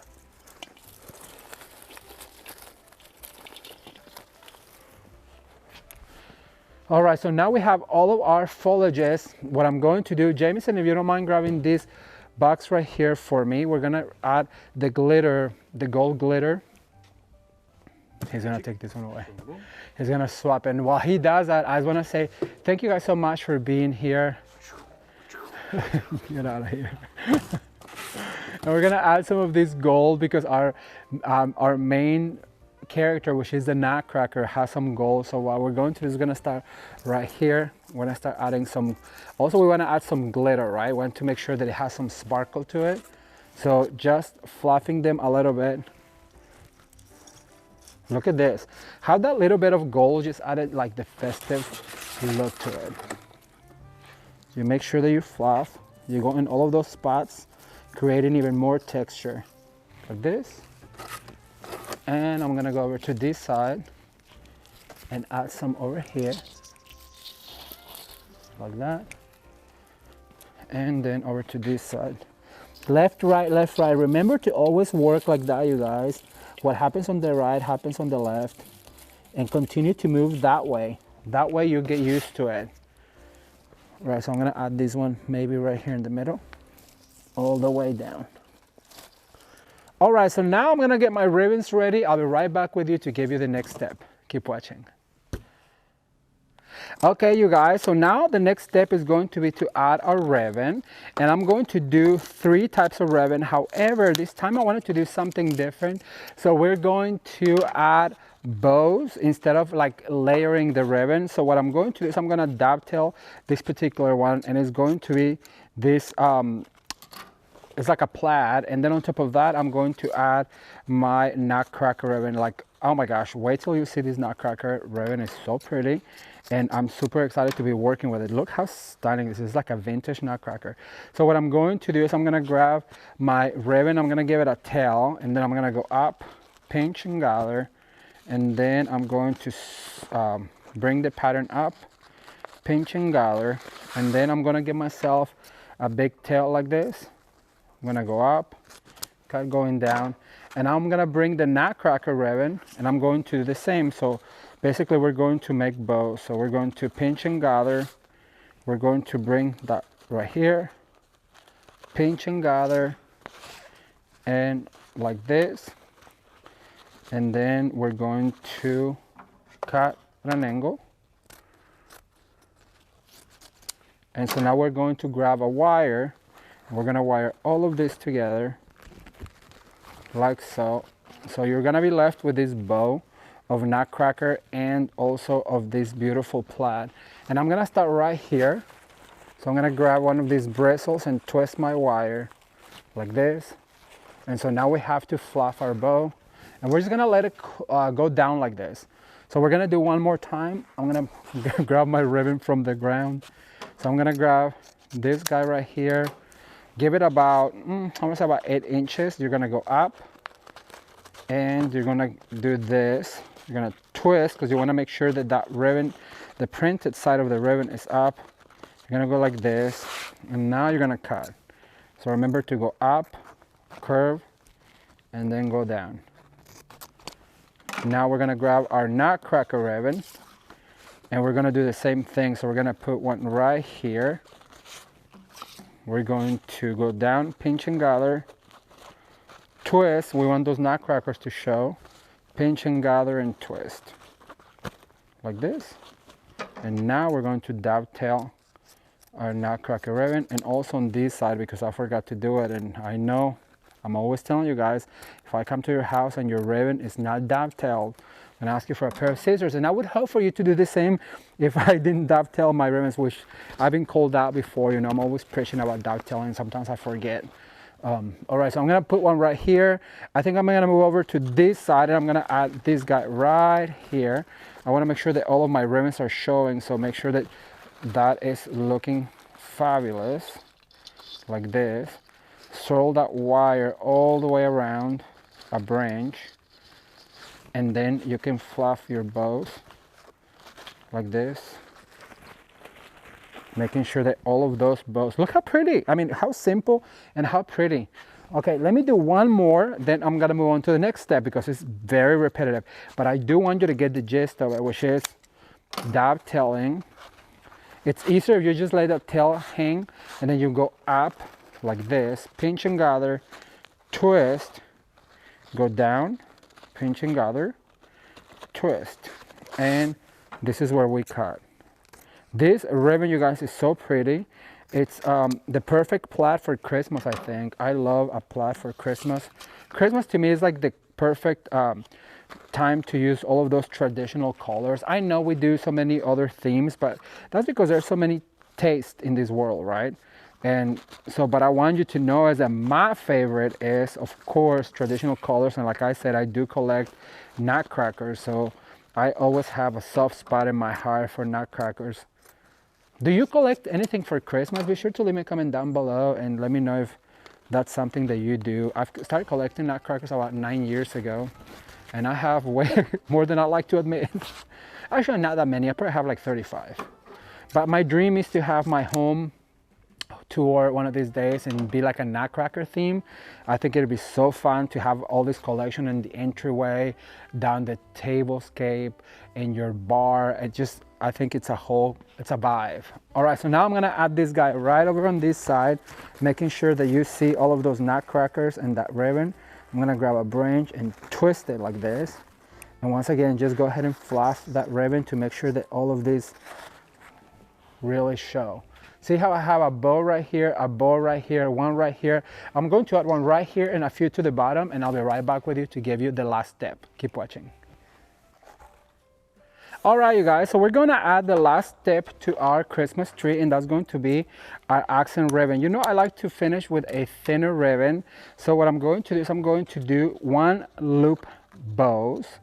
And what you want to do is create this loop, have these 2 tails right here. Then we're gonna grab our wire. We're gonna wire this together really tightly.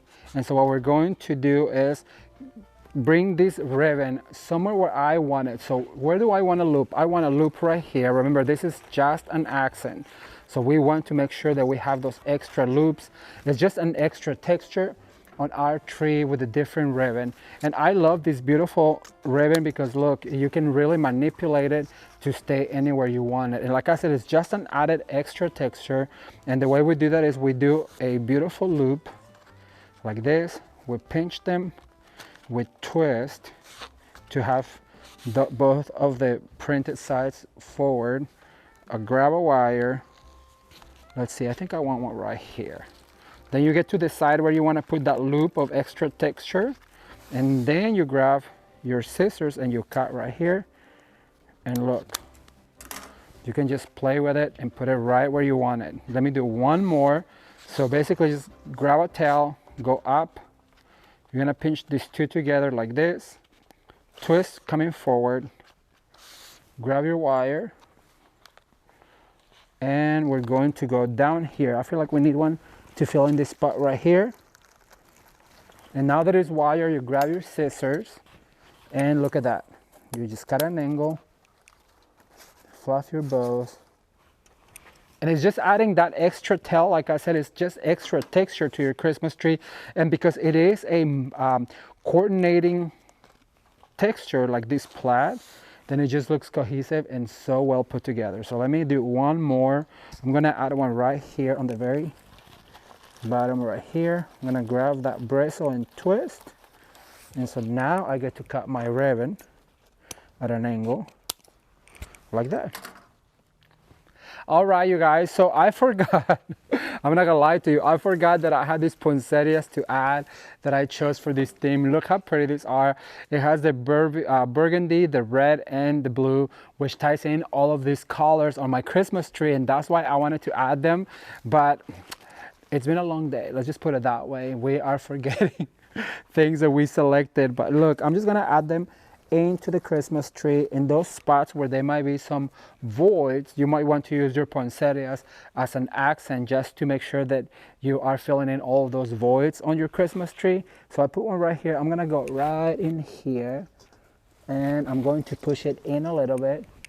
It's turning out so beautiful. This is like a classic interpretation of the Nutcracker. I love, love, love it. And so I'm gonna add one right here, going up. I have one last one. Let's see, where do I need a poinsettia? I think I'm gonna add one right here. I'm gonna make sure that I push it in like that and bring all of my ribbons forward, fluff. Then the other thing that I have is this beautiful Nutcracker ornaments that I had, but you know, I would like them for them to hang out like this. At this point, if I add them, they're going to get lost anyway, so I'm gonna skip them, but I'm gonna give this a fluff and I'll be right back with you to give you a close-up. Keep watching. All right, you guys, so here is the end result on this beautiful Nutcracker inspired Christmas tree. I just want to show you a few things. Number one is that the blue ornament really just peekaboo from it. As you guys can see, you can see him from a distance. It is a secret I can give you to push him back. But a few things I want to mention. One of them is going to be the Nutcracker ribbon. Look how cute and adorable that is with all of the Nutcrackers. Also the ornament right here with a bow. All of the diamonds on the bow. Look how pretty that just sparkles and it catches the light. The same with this white ornament right here.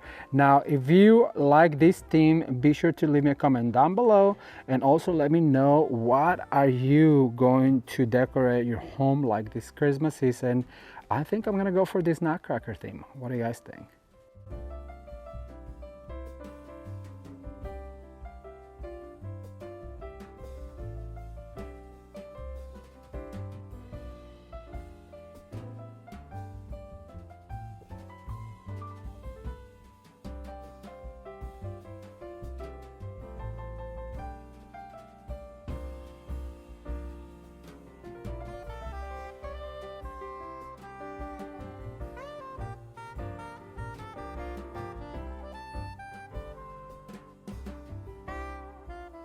Nutcrackers are my favorite characters for Christmas to collect. I have a great collection and this year I'm adding a few more. But remember at the very beginning of this year when I shared with you the Christmas trends, I told you that gold and navy was going to be super popular this year. Well, it was, navy was all over the place. And in the next Christmas tree, I'm going to give you tips and tricks on how to decorate your very own navy and gold Christmas tree. Let's watch. All right, you guys, so we're gonna get started with this beautiful Christmas tree on a gold and navy theme. You guys, when I went to market this year in 2025, looking for the Christmas trends, I noticed that navy was a big trend. If you have not seen the trends video, I recommend you go and check it out because it gives you the ideas on all of these themes. And like I said, navy was one of my favorite ones, and combination with gold makes it look really regal, and I just absolutely love it. So what I'm going to do is I'm going to start with these ornaments that are larger size, and I'm going to put some all the way into my Christmas tree, and that's just going to help me bring some little bit of gold onto my Christmas tree. And as you guys can see, I do in a zigzag motion. Now, keep in mind that I have a 4-step process which dictates that ribbons is usually first and then ornaments, but right now we're going to do our ribbons at the end and add them as an accent to this beautiful Christmas tree. So I'm gonna put one right here in the center. So I have 5 of these large ornaments. They are about a 6-inch. And so now what I'm going to do is I'm going to add some navy ones. Look how pretty these ornaments are, you guys. I just absolutely love how beautiful the glitter. It's, like I said, navy with gold. It is just so pretty. So what you want to do is you want to wire your ornaments, because that way you have control on how you're going to place them. And I just want to give a shout out to our cameraman, you guys. Jamison is behind the camera. Come and say hi, Jamison. You guys, he wore his special shirt today. I did. It's official. We're gonna work hard today. We're gonna go work really hard. We have 5 projects to film, but we're gonna focus right now one at a time. Yep. Which one have you liked best so far? Oh, probably crystals. Crystals. Okay, so you guys have seen the crystals tree. It turned out absolutely gorgeous. If you have not seen it, I'm gonna link it down below. But it was all silver and crystals. It was just really, really pretty. And it looks so beautiful at display here at Chinoiserie Design Center. So if you are in the Santa Ana, California area, San Diego area, or anywhere here in California, and if you can do the drive to come to Chinoiserie Design Center this holiday season, I really recommend it because you can see all of my work on display. And I'm not just saying that because I did it, you guys, but I really think it turned out spectacular. All right, so the secret here is to add your wire onto your ornament, and then you want to fold it in half and twist it once. And then what you want to do is grab a branch. I'm going to do it right here. And then you want to twist it once and twice and then pull that wire back. That way it's going to hide the wire. All right, so if Jamison would pass me this box with the next ornament, please. That one's good. We're gonna try and do this video without any cuts so that you guys can see how long it really takes to, well, to put these videos together. So I'm gonna start with this gold one right here. I'm gonna put one right here on the top, and I have maybe about 8 of them, and Jamison has already pre-wired them for me, which usually not all of them. Okay, well, the ones that we have a wire, we can start by adding them right here. And remember, what happens on the right happens on the left. What goes up must come down. And wait till you see some of the ribbons that we're going to be using. So I'm gonna grab this one right here. We're going to add this wire to it, and we're gonna add this guy right here. Remember that what we're trying to do is add clusters. So we're gonna start clustering them together, so that way they have a more of a visual impact. And I'm gonna add yet another one over to the side. Remember, what happens on the right happens on the left, so we have to go probably about the same height as the other one, because what we want to do is balance all of these beautiful ornaments. And then also don't forget to go right here. You might not see this one right now, but I will, especially because they put these trees up on display, so you're looking at them like this. You want to make sure that your ornaments are all the way from the top to the bottom. Look how pretty this looks. Okay, so I'm gonna put this one right here. And so now, Jamison, if you would pass me the next ornament box. We're working, we're rock and rolling, you guys. And I just want to share with you how fast it is to really create these beautiful looks for your Christmas trees. And we're going to continue to add some ornaments to this Christmas tree as we get them ready. I will show you right here the next box. So we have this other navy one. And once again, we're trying to cluster them together. So I'm going to look for a place where I can put one of these beautiful navy ones right here with the rest of them. See how it's creating bigger clusters? So that's the secret right here. I'm gonna add another one right here. And so the point is to have all of the ornaments on the same spot right here. And remember, what happens on the right happens on the left. So I'm gonna move over to this side and add one right here. And so now I have this beautiful glass one that we're gonna put a wire on. This is a glass one and it has some glitter. It's absolutely gorgeous. Now with these ones, we have to be really careful to not snap the little cap, so that way we don't break them. But look at that, because it is glass. I always tell you that glass ornaments catch the light even prettier than any other ornament. But we do have to be very careful when we add them to our tree in order to not, well, snap them and break them, right? Because they are more expensive. Glass ornaments are more expensive, but they really do make a difference on your Christmas trees. All right, so I'm gonna add another one right here on the front. This season, we've only broken one. I'm happy to report that this season, so far, we've only broken one and it's already October. So we're doing good. Right, so I'm gonna add yet another one over to this side. I'm gonna put one right here. And I have one last ornament I want to add to my Christmas tree. However, when it is a finial ornament or a longer form ornament, I like to add it at the very end. So now what I'm going to do, let me see, where do I want this ornament? I'm gonna put it right here. So now what I'm going to do is I'm going to get all of my picks and stems. So this is the ornament that we're going to add at the end.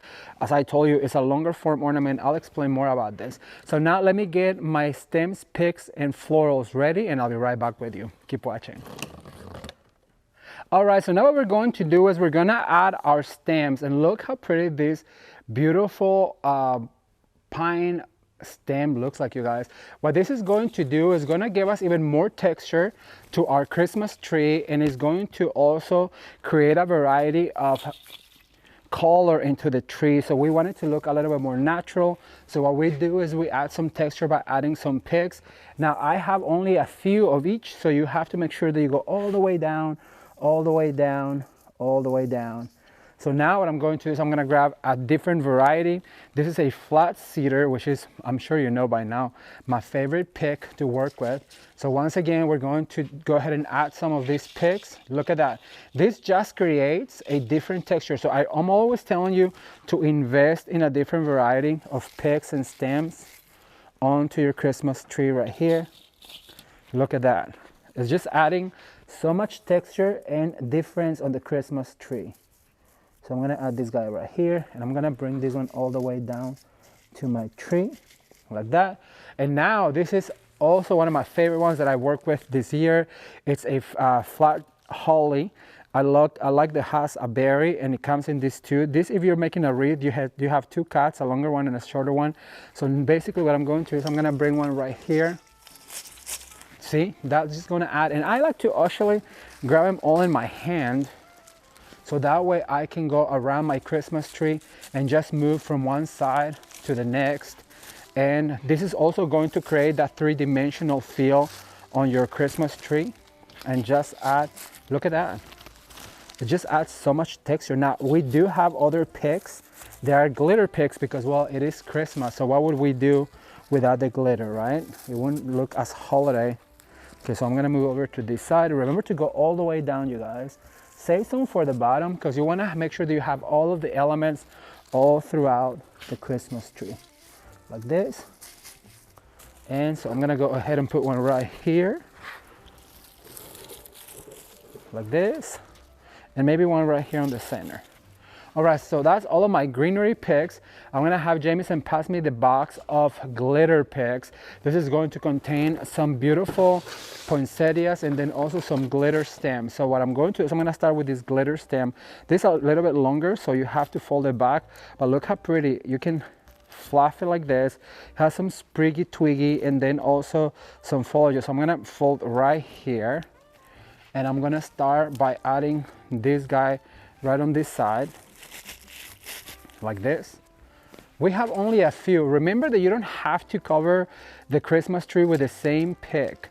You can alternate picks. So basically where we don't put one of these ones, we're gonna put a navy one because we also have a navy. So we're gonna start right here. I'm gonna move over to this side like so. And then we're gonna grab another one. Thumbs up if you guys are enjoying this holiday season. I'm having so much fun creating all of these looks for you. And we are almost done with the holiday season, you guys. I cannot, well, it's only October, so that means we still have October, November. But it just feels like, because we've been working on Christmas since when, May, Jameson? May, right? May, June, July, August, September. Late May. So it's been a journey. So now that we're almost to the end of October, almost November, it seems like we're almost done, and it is very nostalgic, let's just say. All right, so I'm gonna continue adding some of this champagne all the way down, and remember to go all the way through and to the sides. So I'm gonna add this guy over to this side over here in the bottom. So that way there's this element all throughout the tree. And so now I picked this beautiful blue one. Look how pretty this is. This has a lot of cuts if you're making a wreath, but we're gonna put it on a tree, so you still kind of have to fluff it to make sure that you have more impact on your Christmas tree. So I'm gonna start with this one right about here. Look at that, how pretty is that? Navy and gold, one of my favorite combinations. You do have to make sure that you split it apart and you go from one side to the next. So we're gonna go over to this side and insert this pick right here. And we're gonna continue by splitting this guy apart. So I'm gonna put one right here in the middle. Now, navy has become one of the most popular colors to decorate, period, in interior design. Navy, because blue and white has come back into vogue. And so now we are using these beautiful shades all throughout our homes, and for the holiday season, it just has become a staple. So I'm gonna add this guy over to this side, like that. So now what I have is these beautiful poinsettias. Now these do have to be fluff. They come pretty flat on the box, and it's going to be this almost like a champagne color, which is going to tie in with the other pick. This is a shorter poinsettia, so I'm gonna add one right here on the top. And we're going to move to the other side, but you have to make sure you fluff them, because look just what fluffing these poinsettias do to it. It just makes it come alive. It is so pretty. So we're gonna go there, then I'm gonna come over to this side, and we're going to work all the way around and down the tree. And remember, we do have the navy magnolia we're going to add, so that way we can be a little bit more spareful. So I'm gonna go right here, like that. Sometimes you don't even need ribbon, but who are we kidding, right? This is Ramon at home. We would not do a Christmas tree without ribbon. And I just wanna take a second, you guys, to invite you to come and join me on my private group on Facebook, Ramon at Home Masterclass, where I teach you even more DIYs, more into detail. Right now we've done all of the wreaths for the holiday season on the Masterclass group. So if you want to learn how to make wreaths, swags, then you can come and join us on our private group, Ramon at Home Masterclass on Facebook. The instructions are pinned to the post on Facebook. So all you have to do is head on over to Facebook and follow the instructions and request to join the group. If you are a wreath maker, if you make wreaths to sell, then it is perfect for you, because like I said, we go more into detail about how to create these beautiful designs. All right, so I'm gonna put this guy right here. I have one more of these. I like these ones because they have the shorter stem, and that way we don't have to worry about folding it or, like, you know, poking through the back. So I'm going to make sure that I split all of them. Some of them, they glued themselves together, but look at that. All right, so I'm going to add maybe this one, maybe over on the top. Right, no, let's see. I think that needs to go maybe towards the bottom, over on this side. Right there. Okay, so now I have this beautiful, beautiful, this is a magnolia. That's a navy magnolia, and it's just absolutely gorgeous. And I will show you what the ribbon does, you guys, because up until now you might be like, what is going on here, right? But I just want to show you the power of ribbon. So I'm gonna add this guy. So I have two right here. I'm gonna open this right here and add this magnolia. right there.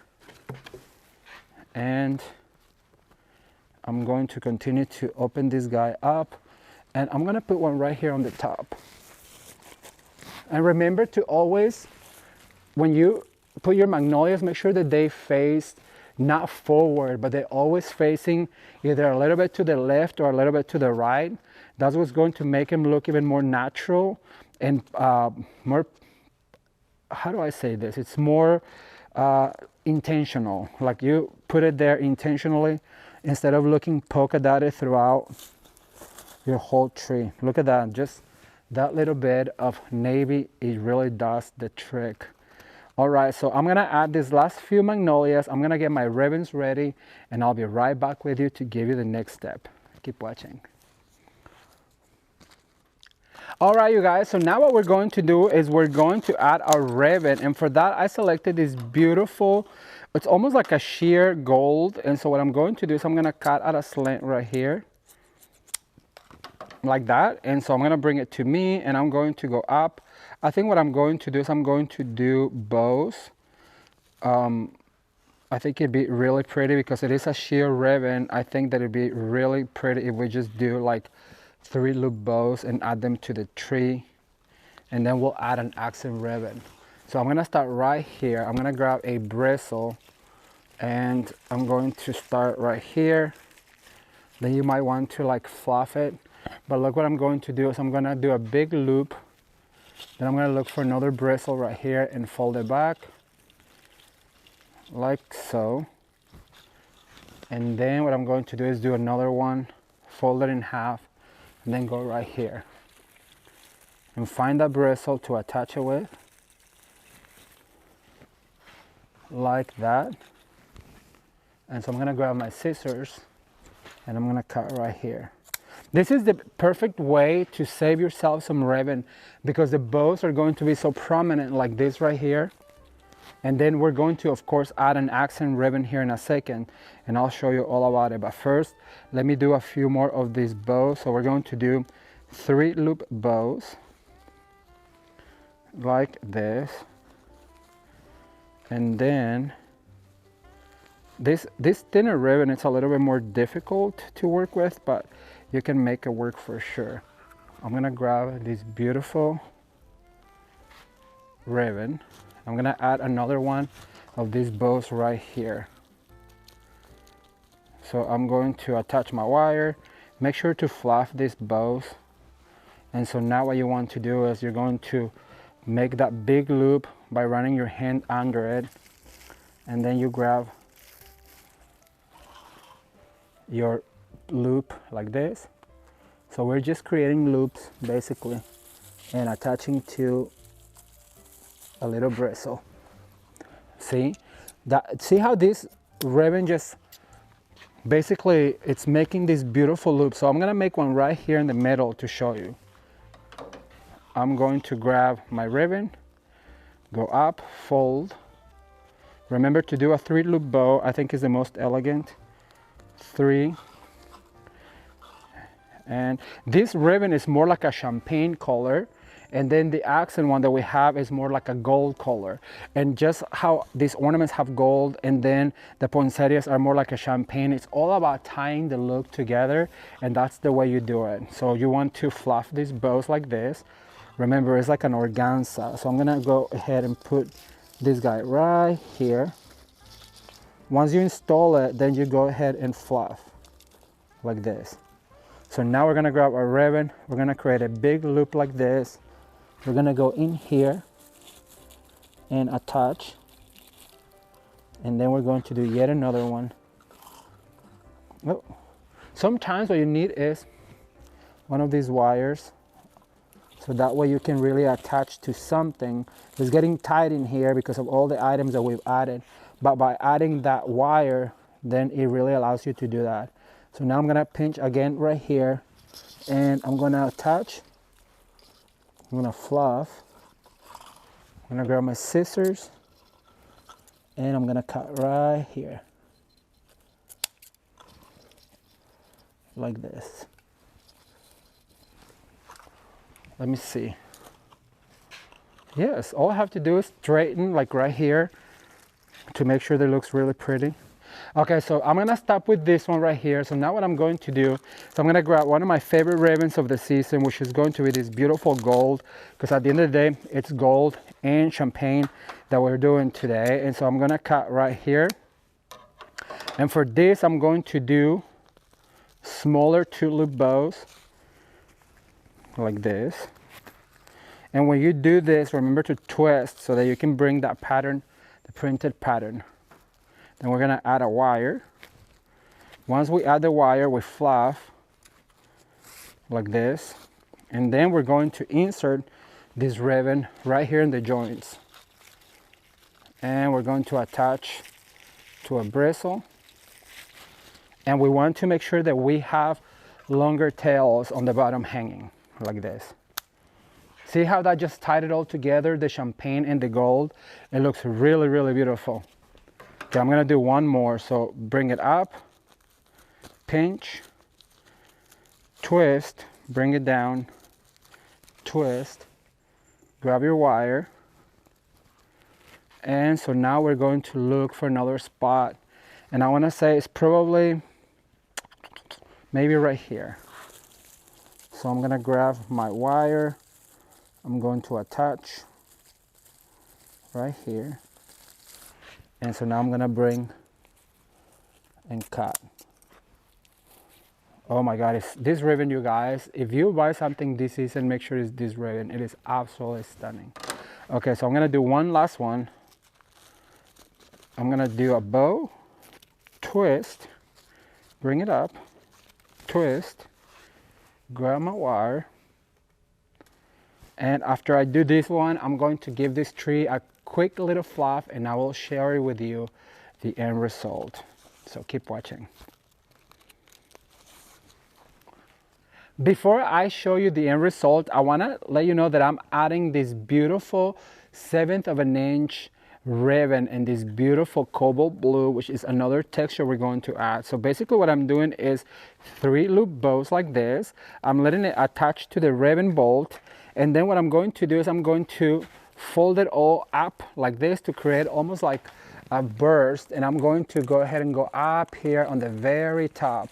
And I'm going to attach to one of my stems right there. And so now I'm going to cut this ribbon. That's going to bring it all the way down. I'm gonna do one more. So you want to go up, fold, fluff, twist. You're gonna go up, twist, and go up again and fold. And that's what's going to create this beautiful loop bow. We're gonna grab a wire and we're gonna look for a spot where we want this ribbon. And I think I found it. I'm gonna put it right here with this other bow. I'm gonna grab my scissors, cut it, give it a fluff, and show you the end result. Keep watching.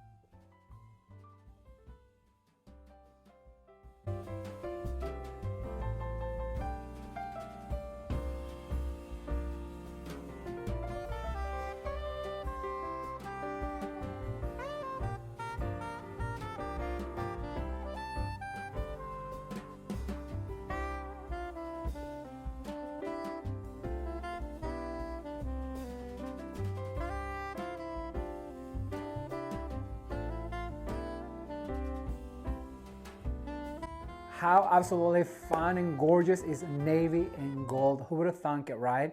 Well, now I'm going to take a 180-degree turn and I'm going to share with you one of my favorite themes that we do every year, and that is the Grinch. The Grinch is the perfect theme if you have kids or grandkids to give them that beautiful sense of holiday cheer and why not a little bit of whimsy. Let's take a look.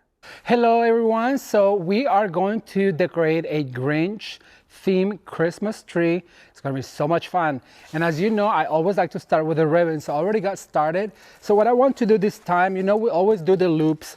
This time we're gonna do something different, and we're just gonna go ahead and just swoop around our Christmas tree in a more whimsical and traditional way. We usually do bows and then we like do other bows on top of the bows, and it's really bowy, but because this is the Grinch, I feel like it has to be a little bit different.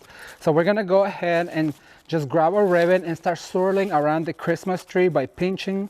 I say this is a more traditional method of doing your Christmas tree, right? Because this is how everybody else does it. This is how I used to do it before I started doing this professionally. You just grab your ribbon and then you go all the way around. And so I'm gonna cut a tail right here. Every time that you finish your ribbon, you wanna make sure that you finish it on a dovetail. And the way you do that is you fold it in half and you always cut towards the wire. So now what I'm going to do is I'm gonna do it one more time. So I'm gonna grab my ribbon, I'm gonna pinch, but remember to step ladder motion down. So I'm gonna start right here. I'm gonna attach with my bristle. You can use the wire if you want it. I'm always telling you to use a wire because it's easier that way, but when it's a single loop going around, I find it easier to just go ahead and grab the bristle and attach it to it. Now this is going to be whimsical. I always tell you guys that Christmas is more for the kids. I remember when I was a kid and I just love that time of the year. We grew up fairly poor, you know, in Tijuana, Mexico. There was 4 of us kids, and my parents, well, bless their heart, you know, they did their best with what they had, and I'm so thankful. I always tell people that I'm so thankful that my mom and my dad never made us go without, and every Christmas, even if it was a little gift, we always had something. But one year, you guys, we never really had Christmas decorations. And one year, my mom, I don't know what got into her head, but she put on a Christmas tree. There was a 3-foot, one of those tabletop Christmas tree, had multicolor lights, and she put on top of a chest of drawers, right? So to me, I was about 6 or 7, I remember this, and it was on top of the chest of drawers. I remember looking up at the tiny little Christmas tree on top of the chest of drawers, and it looked magnificent. We all made little ornaments, and we put the ornaments on the Christmas tree, and it was just so much fun, right? Well, 1 week before Christmas, I don't know what was going on in my mother. Now that I'm an adult, I understand, you know, that sometimes I don't have any kids, but I have nieces and nephews, and sometimes as an adult, kids don't really know what's going on in the parents' heads, right? Especially during the holiday season with 4 kids living in a state of poverty. So my mom, I don't know what was going on in her head, but my mom grabbed that tiny little Christmas tree, yanked it from the wall, put it upside down with all the ornaments that we made, and stormed herself out to the trash bin outside and put it upside down in the trash as I followed her. And I was like, no, the Christmas tree. That was the only Christmas tree that we ever had, ended up in the trash. But as I grew up, now it cracks me up. Back then it was traumatizing. But as I grew up, I said, you know what? One day I'm going to have a beautiful Christmas tree. And so now I'm blessed enough that I have multiples. I can make as many. We are right now at Chinoiserie Design Center, where they allow us to come and shoot for you guys all these themes and Christmas trees. And so now I get to do very many Christmas trees. And so I wait all year long to come and do these Christmas trees because, like I said, I just absolutely love Christmas. All right. Okay, now that I traumatized you with my Christmas story, I'm gonna continue adding these ribbons. And you guys, look how beautiful this ribbon is. It's made out of a felt, and it has a beautiful piping in the middle, has the Grinch green, and then also this beautiful red. It is perfect for our second step with a ribbon, which is going to be our bows. And I always like to start with a dovetail, and this is perfect to just do like 2 or 3 loop bows. So what we're going to do is we're going to attach, maybe do 3 loop bows, and we're going to do a short tail. So what we're going to do is cut our ribbon like this. We're going to grab our wire, and we're going to add one of these bows in every single joint of our ribbon. Look how cute that is. So every single time that we looped we're gonna put a bow.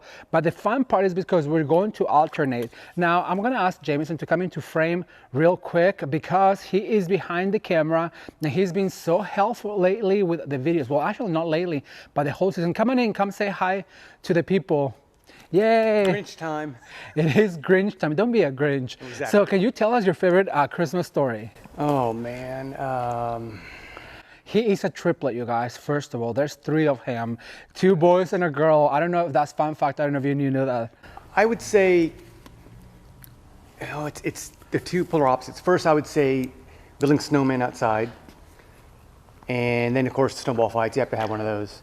And then also, kind of opposite is hanging around the fire, sipping hot cocoa, and sharing stories with family.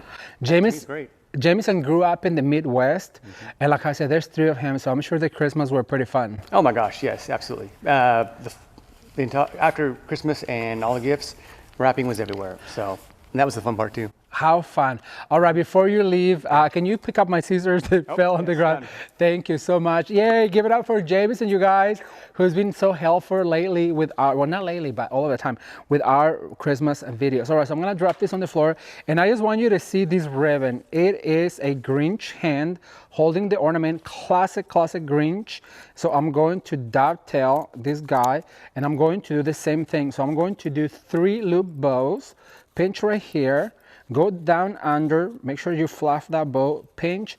You have to twist because you have to have that designer part of it facing up. See, you twist again. And then the way you measure it is you kind of make sure that they are at the same length with the fingers. Then you pinch, and you twist again, and then we cut a tail. So what I'm going to do is I'm going to cut right here. My scissors are giving out. And I think the reason why is because I've used them for like 5 years now. So I think it's time for a new pair. All right, so we're going to alternate. We put a beautiful stripe here. I'm gonna go up to this joint and I'm gonna put the Grinch one right here. And we're going to make sure we attach. And then we fluff these bows like this. Make sure they're really fluffed. And then we're gonna dovetail this end. So now what I'm going to do is I'm going to finish this because it's very self-repetitive. And all right, so we are almost done with our ribboning for this tree. How fun is this, you guys? How whimsical. I just love it. I figured that I shared with you the last few times that I'm going to add this bow. So basically, once more time, you just fold, twist, gather, pinch, gather, twist, and you do 3 bows. They are not to be perfect because this is the Grinch theme. And so I just figured that we can, well, be a little bit more whimsical, right? That's what the Grinch theme is all about. So I'm gonna add this guy right here on this joint. Remember, we're adding in every joint of our main ribbon to create that garland motion on our Christmas tree. Then what we're going to do is dovetail, work quick, and see how that adds that bow. We fluff a little bit to make it look more like a bow, and it creates this garland going around. I'm gonna do 1 more right here on the bottom, and for the bottom I like to use longer tails so they hang down. So I'll show you. You guys, I'm full of tricks, right? And that comes down from this mind that I have that just continues to tell me, say this. Remember one of the videos I told you we call our main ribbon the Julia Roberts, which is like our main actress, and then we have our secondary actress, which she would be the secondary actress. She is the Julia Roberts, and that creates quite the moment for this beautiful Christmas tree. Jameson hates it when I say a moment is creating a moment. I don't know where I picked it up. I'm sure somewhere in social media land. Right, so I'm gonna add this last right here in the joint and making sure that it's really tight. And so then I'm going to cut, remember, a longer tail for this to let it hang along with the other one. We fluff our bow a little bit. We pick up our ribbon. And that's what our ribbon looks like. It's, oh no, actually I'm lying. I need one right here. So I'm gonna finish that one. I'll be back with the next step. Keep watching.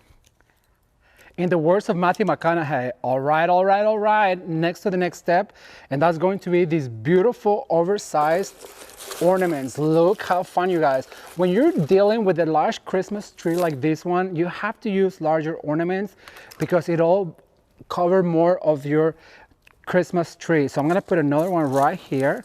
And we only have 4 of these ones. They're pretty large, and I just wanted to add some red and some texture in the Christmas tree. Remember, what goes up must come down, and then also to continue to go, what happens on the right happens on the left. I'm gonna come right here. I'm going to add this gorgeous oversized ornament.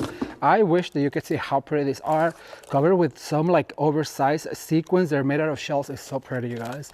And remember that we are working at Shinoda Design Center, and I'm going to leave their phone number down below in case that you guys want to order any of this. I believe they do ship all over the US. So be sure to give them a call, because they've been so gracious to just let us come here and shoot for you guys. All right, so then the next one I'm going to add is going to be the Grinch green. And for that, I'm going to start creating those clusters. So what I mean is I'm going to add this ornament right here next to my big ornament. And I'm gonna make sure that I attach it really good with my wire. I always add ornaments right next. You'll see me creating those clusters because I add the ornament close to my other one right here, and that's kind of begin to group the ornaments. I'm gonna add another one right here. See, it doesn't have to be right next to it or on top of it, but close to it, and that's what's going to create the clusters of ornaments. We have other ornaments that are really going to finish it off, but if you only have 4 of these large ones, be sure to finish your clusters first, because you don't want to polka dot your ornaments.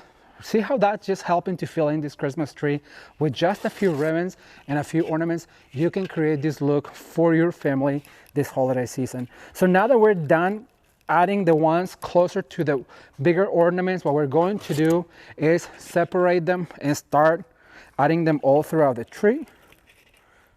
Okay, so now we have these beautiful glass ornaments in white. Once again, I'm sorry, I'm gonna go on my tippy toes one more time. And make sure, because they are glass, you really triple spin the wire on that bristle to make sure that it doesn't come crashing down.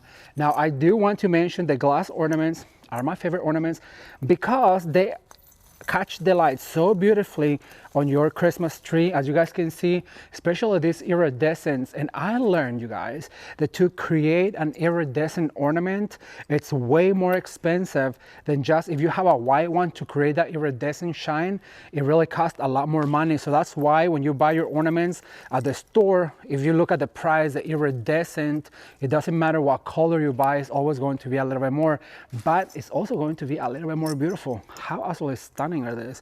So gorgeous. So I'm gonna add one right here. Once again, creating those clusters. Right here you can see there's 3, and now it's starting to all tie in together and looking absolutely gorgeous. All right, so now I'm gonna go down here, because remember, what goes up always has to come up and down, and what happens on the right always has to happen on the left. All right, let's see. I'm gonna add one right here to balance my tree, and triple going around. Remember, we don't want to have incidents like I've had in the past. Okay, so I'm gonna add this last one. Let me see, where do I want it? This is looking really, really cute. Okay, I'm gonna add it right here. I'm gonna move my bow, I'm gonna push it in, grab this bristle and twist away. All right, so far, those are all of the white ones. Now I'm gonna move on to some really fun ones. This is where it's going to really start to tie it all together, because look how fun this ornament is, you guys. It has the red, it has the white, and it has the green all in it, and it's really gonna help us to tie in this beautiful Grinch-inspired Christmas tree. And I have some pieces of character that you are going to just scream over. Wait till you see what we're doing next. All right. Okay, so this Christmas tree is really filling in. Look, you guys, how actually fun this is. I love it. So I added a few of these candy, I'll continue to call it caramel, but it's a candy cane, Ramon, candy cane. So I added a few of those throughout the Christmas tree. Also this fun, fuzzy ornament that I just absolutely love.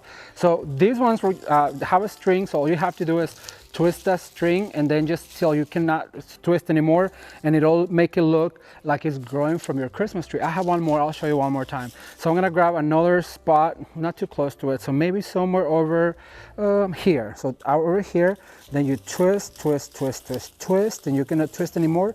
And so now it looks like it's hanging kind of like a pine cone. So now my favorite one is this one, you guys. It's a cluster of ornaments. How cute is this?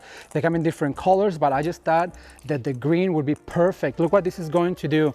You add right here, and then you just twist into your bristle without letting go. So let me grab another bristle, this one right here. Like that, you twist it once, and then you fluff them like this, and look, gives you a tiny little cluster of ornaments. I just think it's super cute. Let me see, where else can I add another one? Right here. So we'll just twist on the bristle, and then look at that. So cute, right?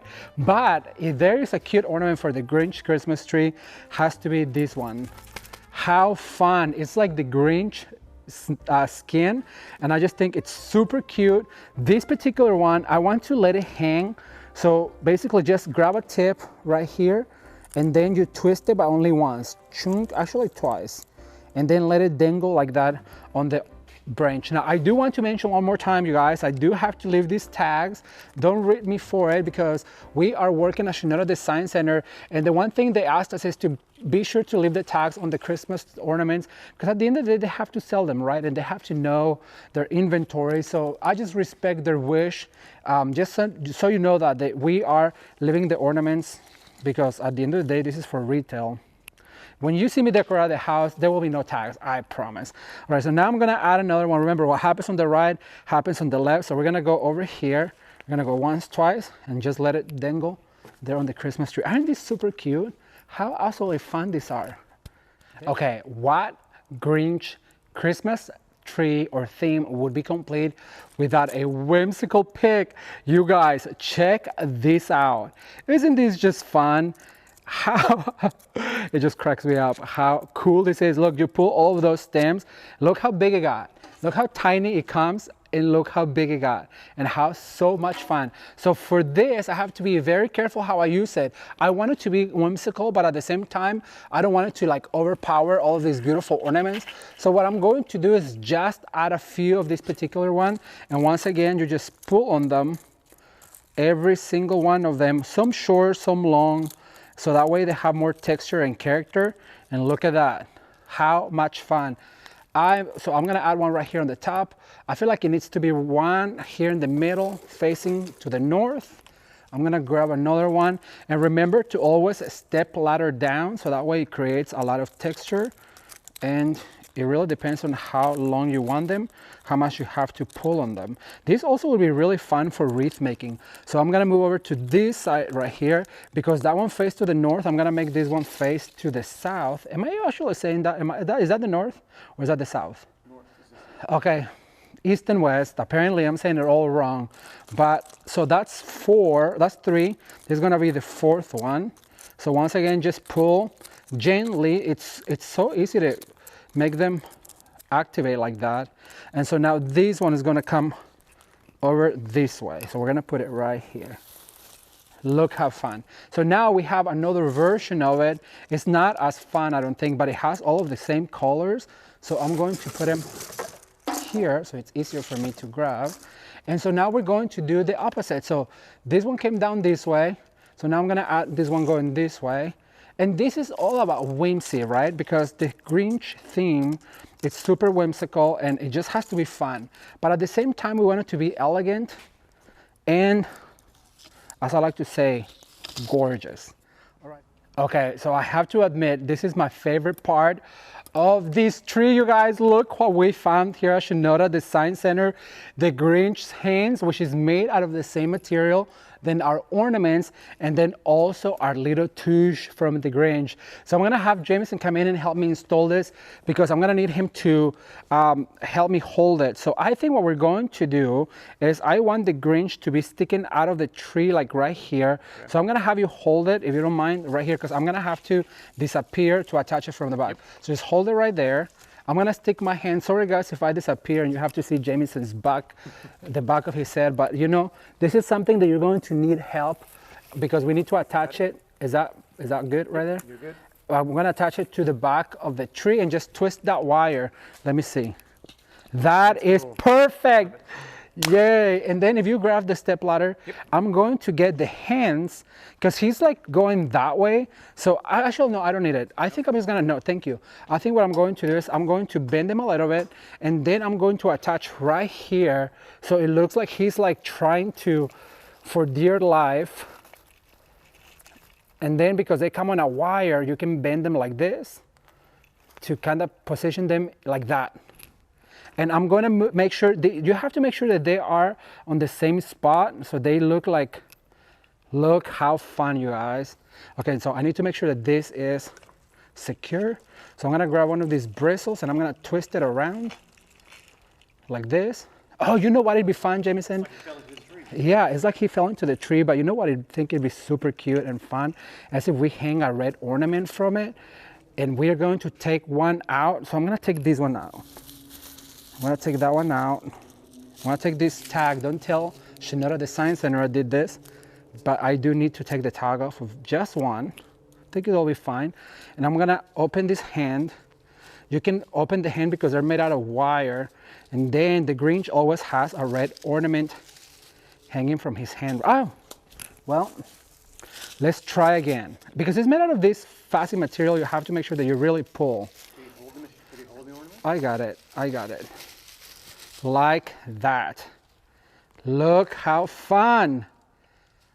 You guys, the benefit of working on a Christmas tree when it's for display and to inspire you, to give you ideas for the Christmas season 2024 is that you find so many cool things here where I'm working at. And so I found this twig basically, and look how fun this is. This is perfect for the Grinch theme because it's green, it's made out of sequins, and it has this really cool wire and foam in it that locks it in to place, and it creates this curlicue. Look how fun this is. So now what we do is we look for a prominent spot like right here, and because made out of the wire and foam, it tucks into anywhere you put it. And so you just pull a little bit of it, and look, it gives you that motion. All right, now I'm ready to finish and show you the end result. All right, you guys, so here is the end result for this year's Grinch Christmas tree. I want to point out the cute little tush. How adorable is this, you guys? And if you follow it, it almost looks like it's sticking out, stealing an ornament on this side. I absolutely love it. I think it turned out so adorable with all of the little details. I cannot even speak.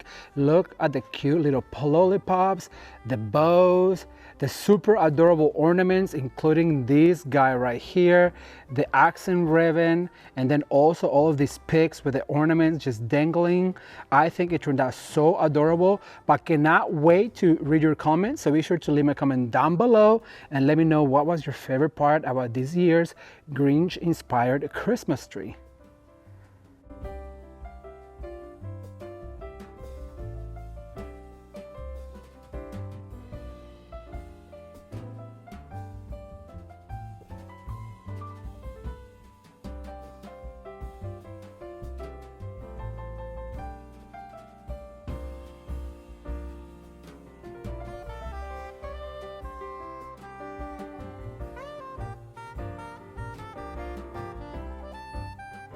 We all have that inner child, and who doesn't love to make that inner child happy, right? Well, this Grinch tree was just that. So now I'm gonna take another spin and we're going to share with you what I love to call lavender dreams. This color scheme was also super popular this year, and I really hope that you can take a few tips and tricks and hacks on how to create a beautiful lavender and purple Christmas tree. Let's watch.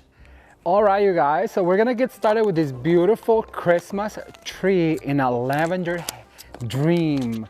That's what we're gonna call it, lavender dreams, because it is absolutely gorgeous. So we're gonna start by adding a ribbon. You know that I have a 4-step process which dictates the ribbons are always first. And I'm gonna start with this beautiful D. Stevens ribbon that it's a velvet and it has a beautiful champagne backing on it.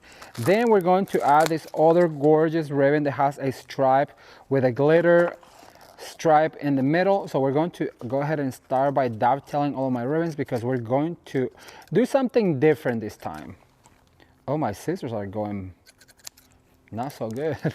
You know, after using these scissors on ribbon for a while, they tend to dull out, but no problem. We know where to get them. All right, so then I'm going to use also this plaid ribbon that is also a beautiful D. Stevens ribbon, and we're going to dovetail all of our ribbons. I want to make some cute bows. And then I have this fair silk purple ribbon that I'm going to add, but at the very end, so I'm just gonna get it out of the plastic. All right, let's get started. So we're gonna start by adding some bows. So I'm going to do maybe about 8-inch loop, and I'm gonna grab my first ribbon. I want them to be very loopy, so I wanna say I'm gonna give about 10-inch loops. I'm going to just cut them short, and I'm going to dovetail as I go. Now, because this is not for our door, it's for a tree, our tails are gonna be a little bit shorter this time than I usually do. Then I'm gonna grab my other one, and I'm going to do an accent. So I'm gonna grab it and fold it like a taco, like I always do. I'm gonna go the opposite way, and then I'm going to go ahead and do about 10 inches. Then I'm going to bring it up, down, up. This is what's going to look. So we're gonna cut a smaller tail right here. And I'm gonna go down. Then I'm gonna bring this other beautiful D. Stevens. It's a plaid and it's purple. So we're going to go over this way. Then I'm going to go down. And then I'm going to pinch like a taco, bring it up, flip it, and then we're going to go up again. So we have to fluff our bow as we go, and I'm going to cut this guy like this, and then I'm going to add this other beautiful glittered, gorgeous glittered ribbon, and I'm going to fold like a taco. I'm gonna go right here, and I'm going to do a little loop up, then down, twist it, and bring it up. Super easy. So that's gonna give us a variety of ribbons and textures. I'm gonna grab a wire, and I'm going to wire all of this together. We cannot fluff, you guys, until we wire it, because you don't want to lose the shape of your bow. I think of reeds because when I'm making reeds, then I have to make bows. So this is what it looks like. So now we can really go in there and fluff our bow. So this is what I want, some bows like this, some smaller bows. This is going to be put throughout our beautiful tree. So I'm gonna start with one right here, and I'm gonna make sure that goes all the way down like this. So I'm going to add a bow right here. I want it to be very bowy. So I want to make sure that I fluff all of this like this. So I'm going to do another one that I'm going to put right here. I'm going to do another one that I'm going to put right here, and then another one on the bottom, and I'll be right back to give you the next step because it is very repetitive, so keep watching.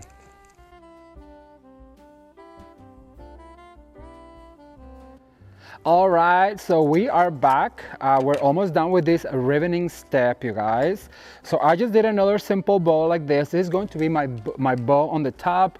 And as you can see, we did one on the right, left, right, and I'm going to add this guy right here to the very top bristle of my tree. And that's going to be almost like our bow topper. And I'm going to make sure that I just add these ribbons like this into the tree. So that's going to be our bow topper, and we basically used all of our ribbons.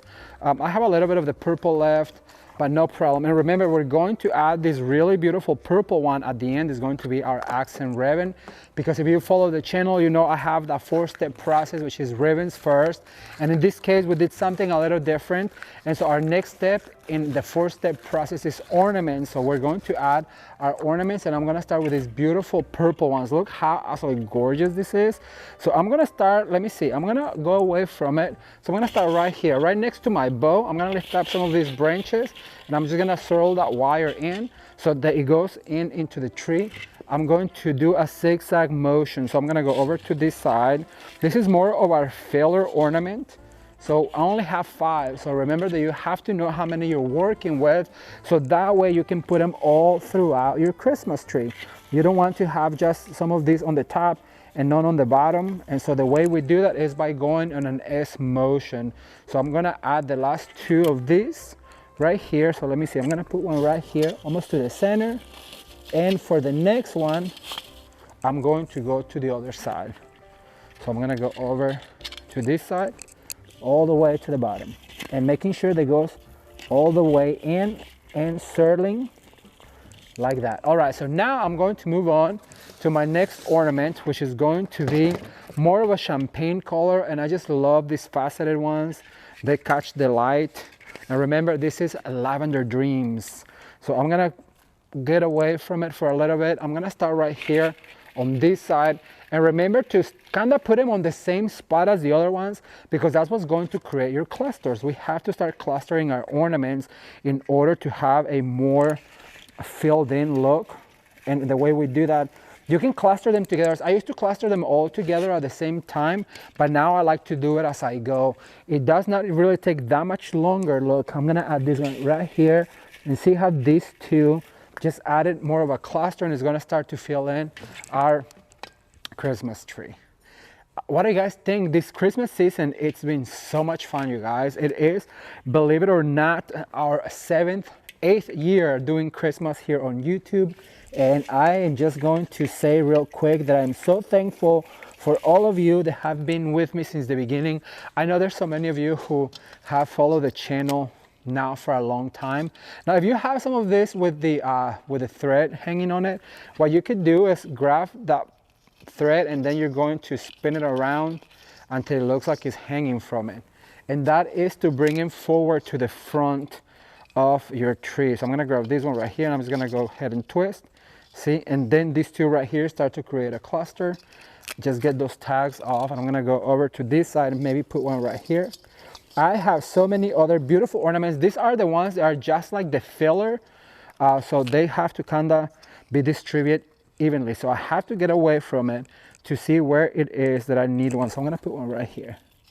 So just swirl it around like that and let it hang. So now for our next ornament, I'm going to add this beautiful, I have 3 types of lavender. So I'm gonna start with a glitter one. And once again, just find the spot, hide that wire by pushing it back. This come pre-wire. Oh, here's the thing. I always like to do one ornament at a time. So whatever ornament I'm adding, I just finish those and then I add the next one. So I'm gonna add that one right there. And I have about 5 of each. So I want to make sure, like I said, that they go all the way down. So I'm going to put it right here. Some of them you can put on the tip. Some of them you can put towards the back. It is just about having them all throughout your Christmas tree. So I'm going to go over to this side. Remember, what happens on the right happens on the left. What goes up must come down. And be sure to use all of your ornaments of the kind at the same time. So I'm going to add this one right here. And just pull that wire back. All right, so I have now this other lavender one that I'm obsessed with. It is so pretty. I'm gonna lift up right here my bows, and I'm gonna bring an ornament over to the top right here, because you will be able to see it.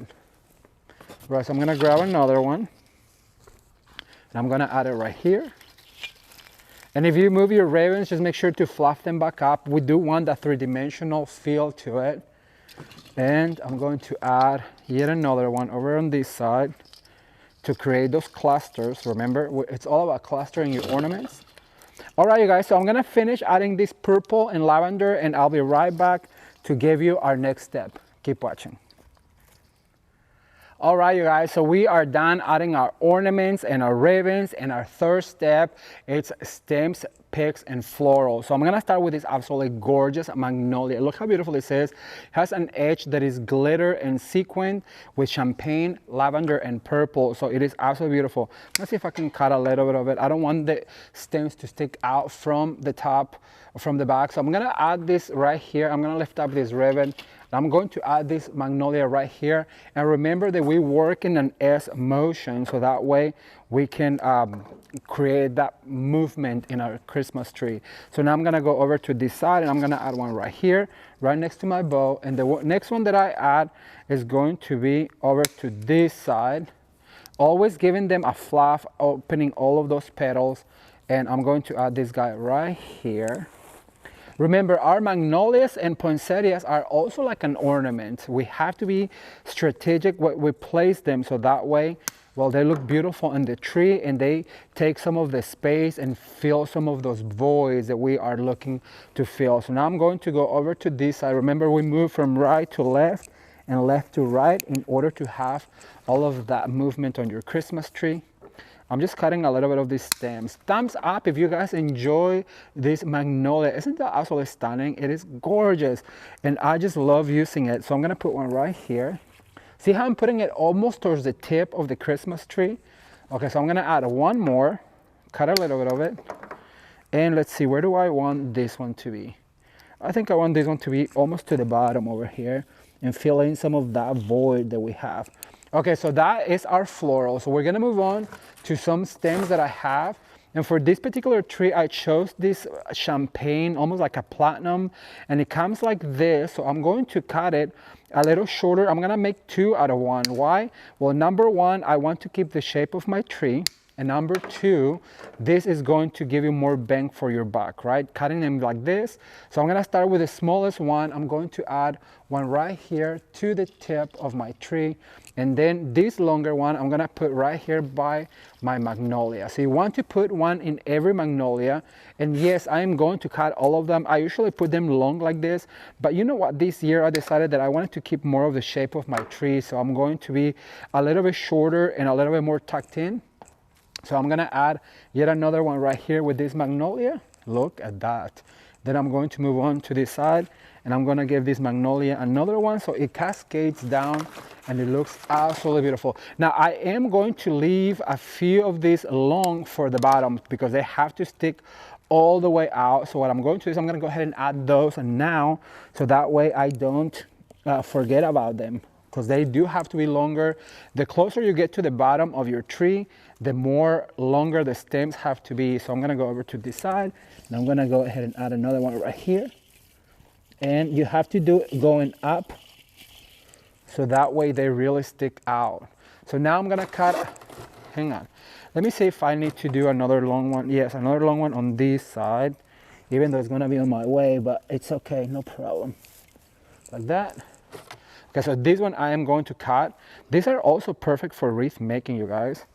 I cannot wait to make a matching wreath for this. I just love this lavender. Lavender was a huge trend on market this year, and I just loved it. So I knew right away that we had to go do something this Christmas in lavender. Okay, so now I'm gonna look for my other magnolia.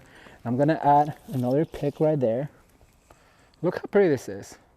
Okay, so now I'm going to go over to this side and add one to this magnolia right here. Lift up a little bit of the foliage. And the reason, like I said, we're cutting them short this year is because I want to keep that shape, with that conical shape of the Christmas tree. Conical, is that a word, Jameson? Yes. By the way, you guys, give it up for Jameson. Yay, he's behind the camera. Come here, say hi to the peeps. You guys, Jameson's been working so hard. You kids, I'm gonna show you his Back in. So how's the season? Busy, busy, busy. We have a lot of new stuff. It's fun. Do you want to say something about the masterclass? Oh, masterclass. So I'm really excited with it. It's a lot of different angles, a lot of topics, a lot of tips, tricks, and trucos. So stay tuned. Please join the membership. It's worth every penny. And you know what?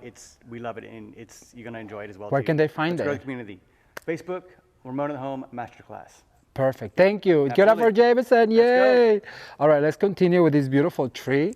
I'm gonna add another one right here on the tip, like this. And let's see, I have one left that I'm going to cut in half as well. You guys, the masterclasses are a private group on Facebook, and we are having so much fun. Jameson is really enjoying getting to know you all, and he's just loving it, and so I am too. Okay, so I'm going to go, maybe, let's see, maybe right here with this bow. I'm gonna put one with this bow. So go up like that. And then I'm going to grab another one with this bow right here. So put it right there. All right, so that is our first stem. And so now I have this gorgeous, beautiful stem. Look how much movement this has, you guys. And this I'm going to cut maybe, let's see. I'm gonna cut into 3. So we're gonna get 3 cuts out of this particular stem. Let me see if I can just, no, yeah, I have to cut. So I'm gonna cut this, and I wanted that contrast between the lavender and the purple. That's what I thought it would look the prettiest. So look, I'm gonna get 3 cuts out of it. How pretty is that? You fluff it and it has all of that movement. So I'm going to do the same thing. I'm gonna start with the top right here. So I'm gonna add one right here to the top just so there's that color, and I'm gonna add one more to this side right here. And so now I'm gonna start putting them where the bows are. We're gonna add one to each bow. And once again, all you have to do is first of all, take that pesky tag off, split them up like this. So we're gonna cut this first one. I can just pull them out, look at this. Oh yeah. And then you do have to cut this last one. So make it easier for you, right? So like I said, I want them with the bow. So I'm gonna put one right here and one right here. Right. So lift up this ribbon and I'm gonna go right in there. And that's gonna give us a movement. I'm gonna put them just where the bows are, actually. So that way it's gonna make it more intentional with the bow. Look how pretty, and it's adding that beautiful purple contrast with the lavender and the champagne color. It's just so pretty. I am in love with it. All right, let's see, where else can I put some of this? Oh, right here, look, I'm going to add, now lift up my bow right here. And then I'm going to fluff another one, and I'm gonna lift off my bow right here. Like that, and then I'm gonna move over to this side. And I'm going to put one with this bow right here. So pretty. All right, I'm gonna, once again, do a few of the longer ones, even though this is a little long. I'm gonna fold it in half. But these are for the bottom. So we're gonna find a few spots here in the bottom to add this beautiful pick. And this particular pick is one of my favorite ones this year, and they come in a variety of colors. I just love how much you get for the price, and then also because you can use them, like I said, in wreaths and swags and Christmas trees, and it's just looking absolutely beautiful. I have a few more. I'm gonna add this and I'll be right back. Keep watching. All right, so we're back and we're going to add our accent ornaments, and for that I have these beautiful jewels, and what I'm going to do is I'm gonna grab one of my wires that I already cut, but I'm gonna cut them in half because they're too long. So we're gonna grab one of these jewels. It's a super thin wire, and we're going to find the spot where I want to attach. So this branch right here, it's perfect, and look at that. That's going to add that movement to my beautiful tree. And I'm going to add another one. Some of these come with a string, so if you have a string, just go ahead and use that string. Like I said, just give it a little bit of a twist on the tree, so that way it looks like it's hanging from it. So I have a few more of this gold, and then also, you guys, I have a beautiful purple one that I cannot wait for you to see. So I'm gonna add this guy right here. Jewels have become a super popular decorating item for Christmas, and actually for all the holidays, to be honest. Right now, jewels are so hot, and last year I was so sad I didn't really get my hands on any of them, but this year everybody has them, and Chinoiserie has a great selection. I'm gonna add some to the bottom because remember, what goes up must come down. And then I'm gonna start adding some of these purple ones. Look how pretty these are. It has some glitter, it has some beautiful faceted areas where it really catches the light for your ornament. How gorgeous is that? So I'm gonna look for some spots. So I have one right here. I'm gonna put one right here and just let it hang, let it dangle. That's what I want them to do. I'm going to add yet a few more, and the way I do it is I grab one of my wires, then I cut it in half. Why? Because it's too long, and I want them to really dance. So the thinner the wire, the more they're going to dance. So I'm going to add one right here to the bottom. Remember, we have to make sure that they are all throughout the tree, right? And then what I have also is this beautiful ornament by, look at this, isn't that gorgeous? Lavender and white, which matches perfectly our ribbon. It is a perfect match. So what I'm going to do is I'm going to add one right here, and I'm going to twist it until it dangles on my tree like that. Okay, so let's recap real quick. So first we added our bows, which I think they're absolutely gorgeous. After that, we started adding our ornaments. Remember to cluster them together. Then we added these beautiful picks all throughout where the magnolias are. I added some of the beautiful dangly ornaments like the jewels, and so now we're doing our last step, which is going to be our accent bows. And the way I like to do that is I like to do simple 2-loop bows. I'm gonna put this inside my box so I don't have to deal with it. So then I'm going to do some tails like this. So this is what it needs to look like.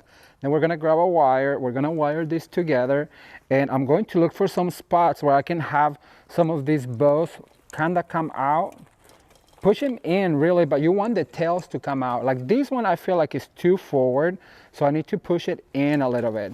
It needs to look intentional, like it's almost like it's growing from the tree, like that. And in order to do that, you really have to push them in.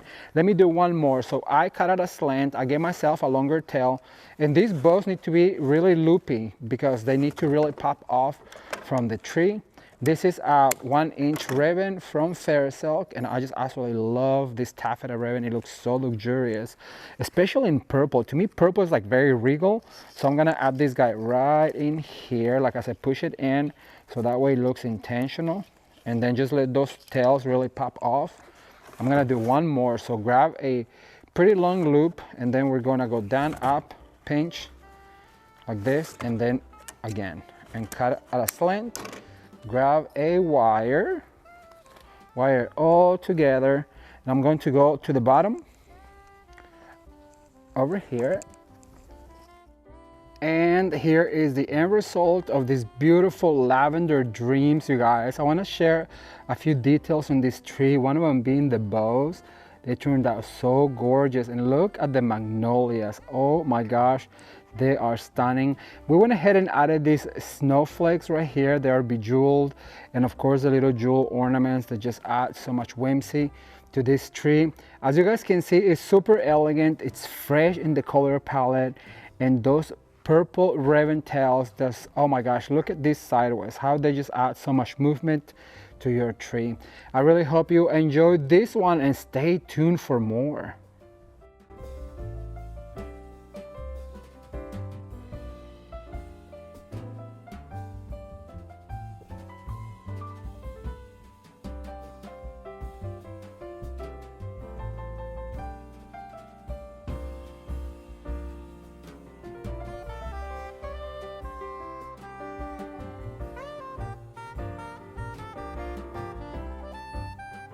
I absolutely love lavender and purple put together, and if you add the champagne and glitter, you got yourself automatically a beautiful Christmas theme for this year. But now we're going to finish strong with one of my favorite themes of all times, and that's going to be natural. We're talking about plaids, pine cones, and beautiful cedars combined in a beautiful Christmas tree. I really hope you learn a few tips and tricks on how to decorate this Christmas tree for yourself. Let's watch. Do you guys remember that in our last Christmas tree video, I told you that this particular kind of tree that is like really fluffy and there's no armature in the branches is more for designing. Think of when you're making a wreath or a swag or a garland, this is basically the same thing. This is not to hang ornaments on it because there's nowhere to hang ornaments, it's just to design.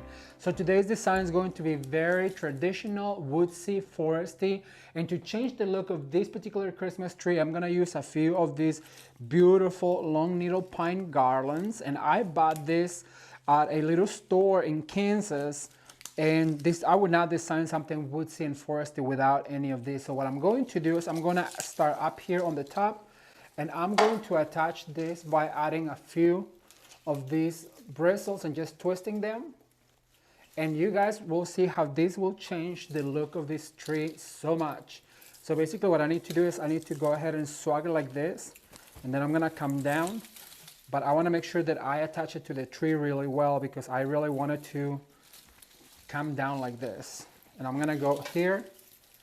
I used this also on my, I think I used it on my mom's stairs 2 years ago. Oh my gosh, I can't believe it's been 2 years since I decorated my mom's house for Christmas. If you guys have not seen my mom's home tour decorated for Christmas, I'm gonna link it on the icon right here so you can check it out also in the description box below. That was perhaps one of my favorite videos that I've ever done decorating my mom's house for Christmas.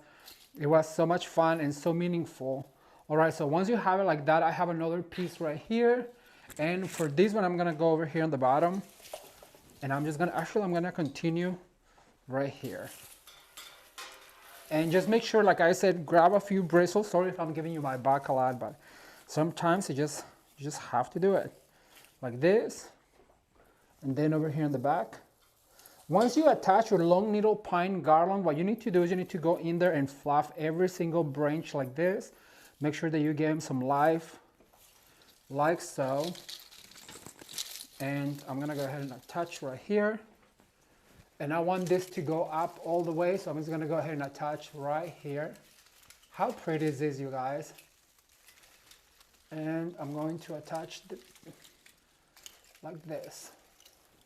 So that gives us a different feel, but this guy does not want to stay. You know what, I'm gonna change it because I don't think it's gonna stay. So basically I'm just gonna go up one and then down. Now we're talking. All right, so I'm gonna take a second to fluff all of this and I'll be right back with you. All right, I'm back. So what I need to do is dovetail. You know, we always start our ribbons by dovetailing them so they're finished. So what I'm going to do, this is gonna be something different.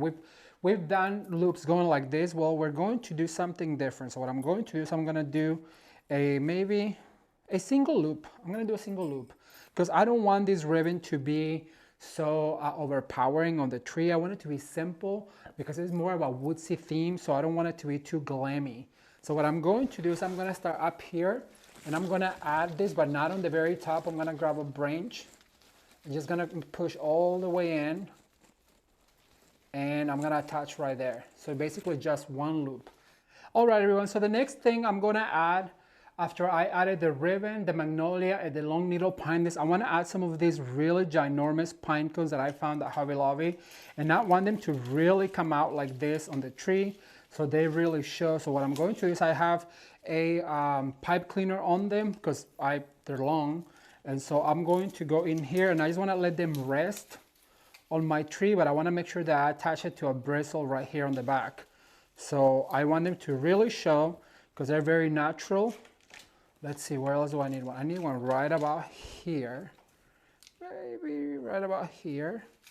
Just stick your hand in there and grab a bristle and attach it so it doesn't come crashing down on you in the middle of your Christmas celebration.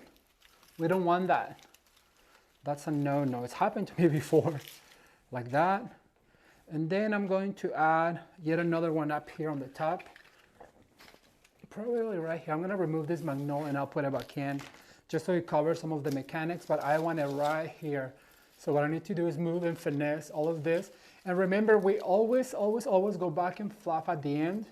We will not leave this house without fluffing all of our ornaments.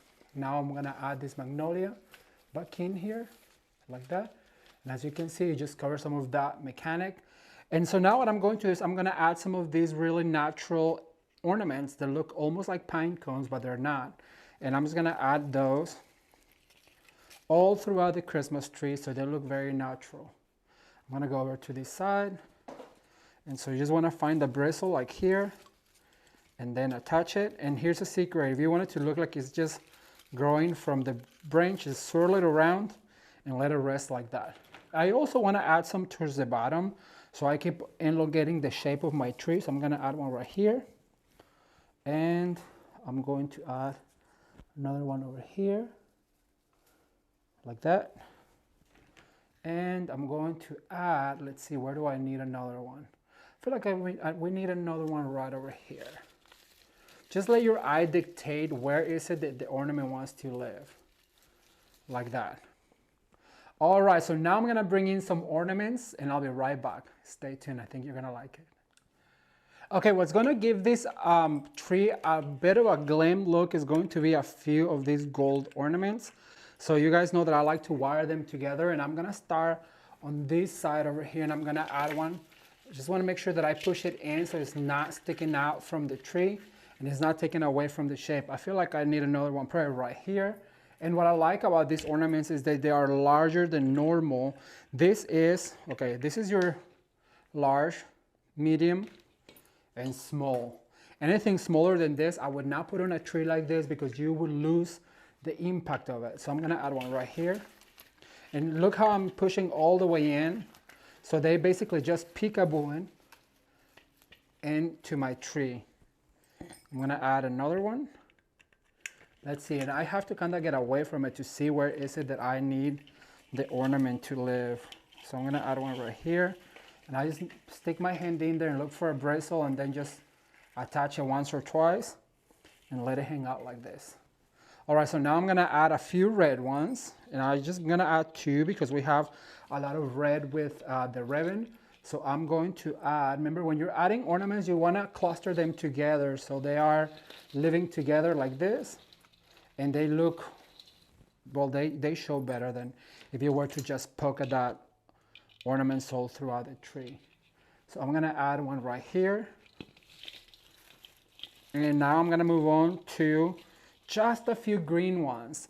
I wanna add about 5 of the green ones to kinda represent the green on the ribbon and to also give us that traditional look that we're going for. So I'm gonna attach one right here. Okay, if you've been following Ramon at home for any amount of time, and if you've seen any of my decorating Christmas trees, you know that I do not do a Christmas tree without flyaways. And for this particular tree, I found some of these beautiful flyaways at our local store. And what I'm going to do is I'm gonna start adding those, and I'm gonna start right here on the top.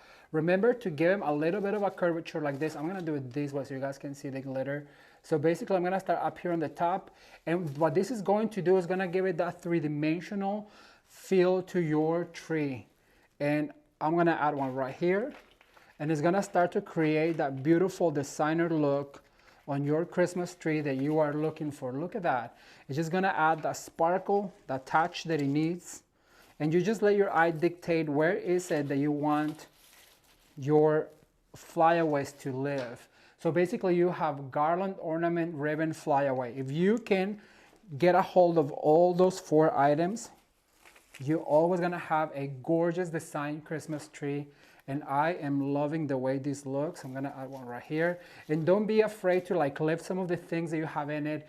Go ahead and fluff it and insert the things that you need to insert, because that's what's gonna give your tree life. And I cannot wait. If you guys don't follow me on Instagram, follow me on Instagram, because I want to see your pictures. I want to see your Christmas tree. Send me a DM. Send them to me on Facebook. I really want to see what you've done this holiday season. Look at this, you guys. It's all about the flyaways. I have a few more that I'm going to add. I'm going to add one right here. Remember to fluff like this. Look at that. How gorgeous is that? All right, I'm going to add one right here on the back. I have a few more I'm gonna add. I'm gonna give it a fluff and I'll be right back. Stay tuned.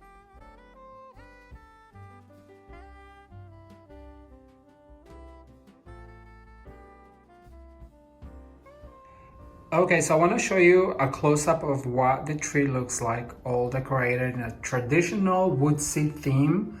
I love the way this turned out with the big pine cones and the glitter on the stems, the ribbon, and all of the ornaments. It just turned out so beautiful. The magnolia just gives it that very natural feel.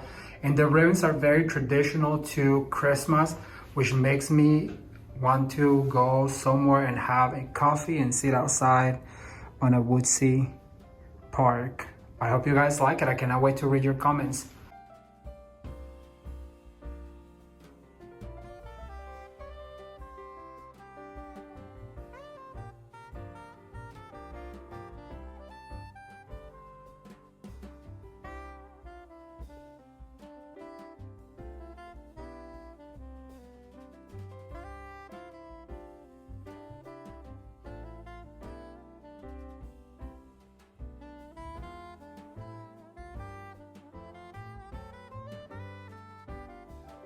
All right, you guys, well, that's all I have for today, and I really hope that you learned a few tips and tricks and hacks on how to decorate your very own Christmas tree for 2025. I'm super excited to read your comments, so be sure to leave me a comment down below and let me know which out of these 8 Christmas tree decorating ideas was your favorite, or the one that you're most willing to replicate and decorate your home with.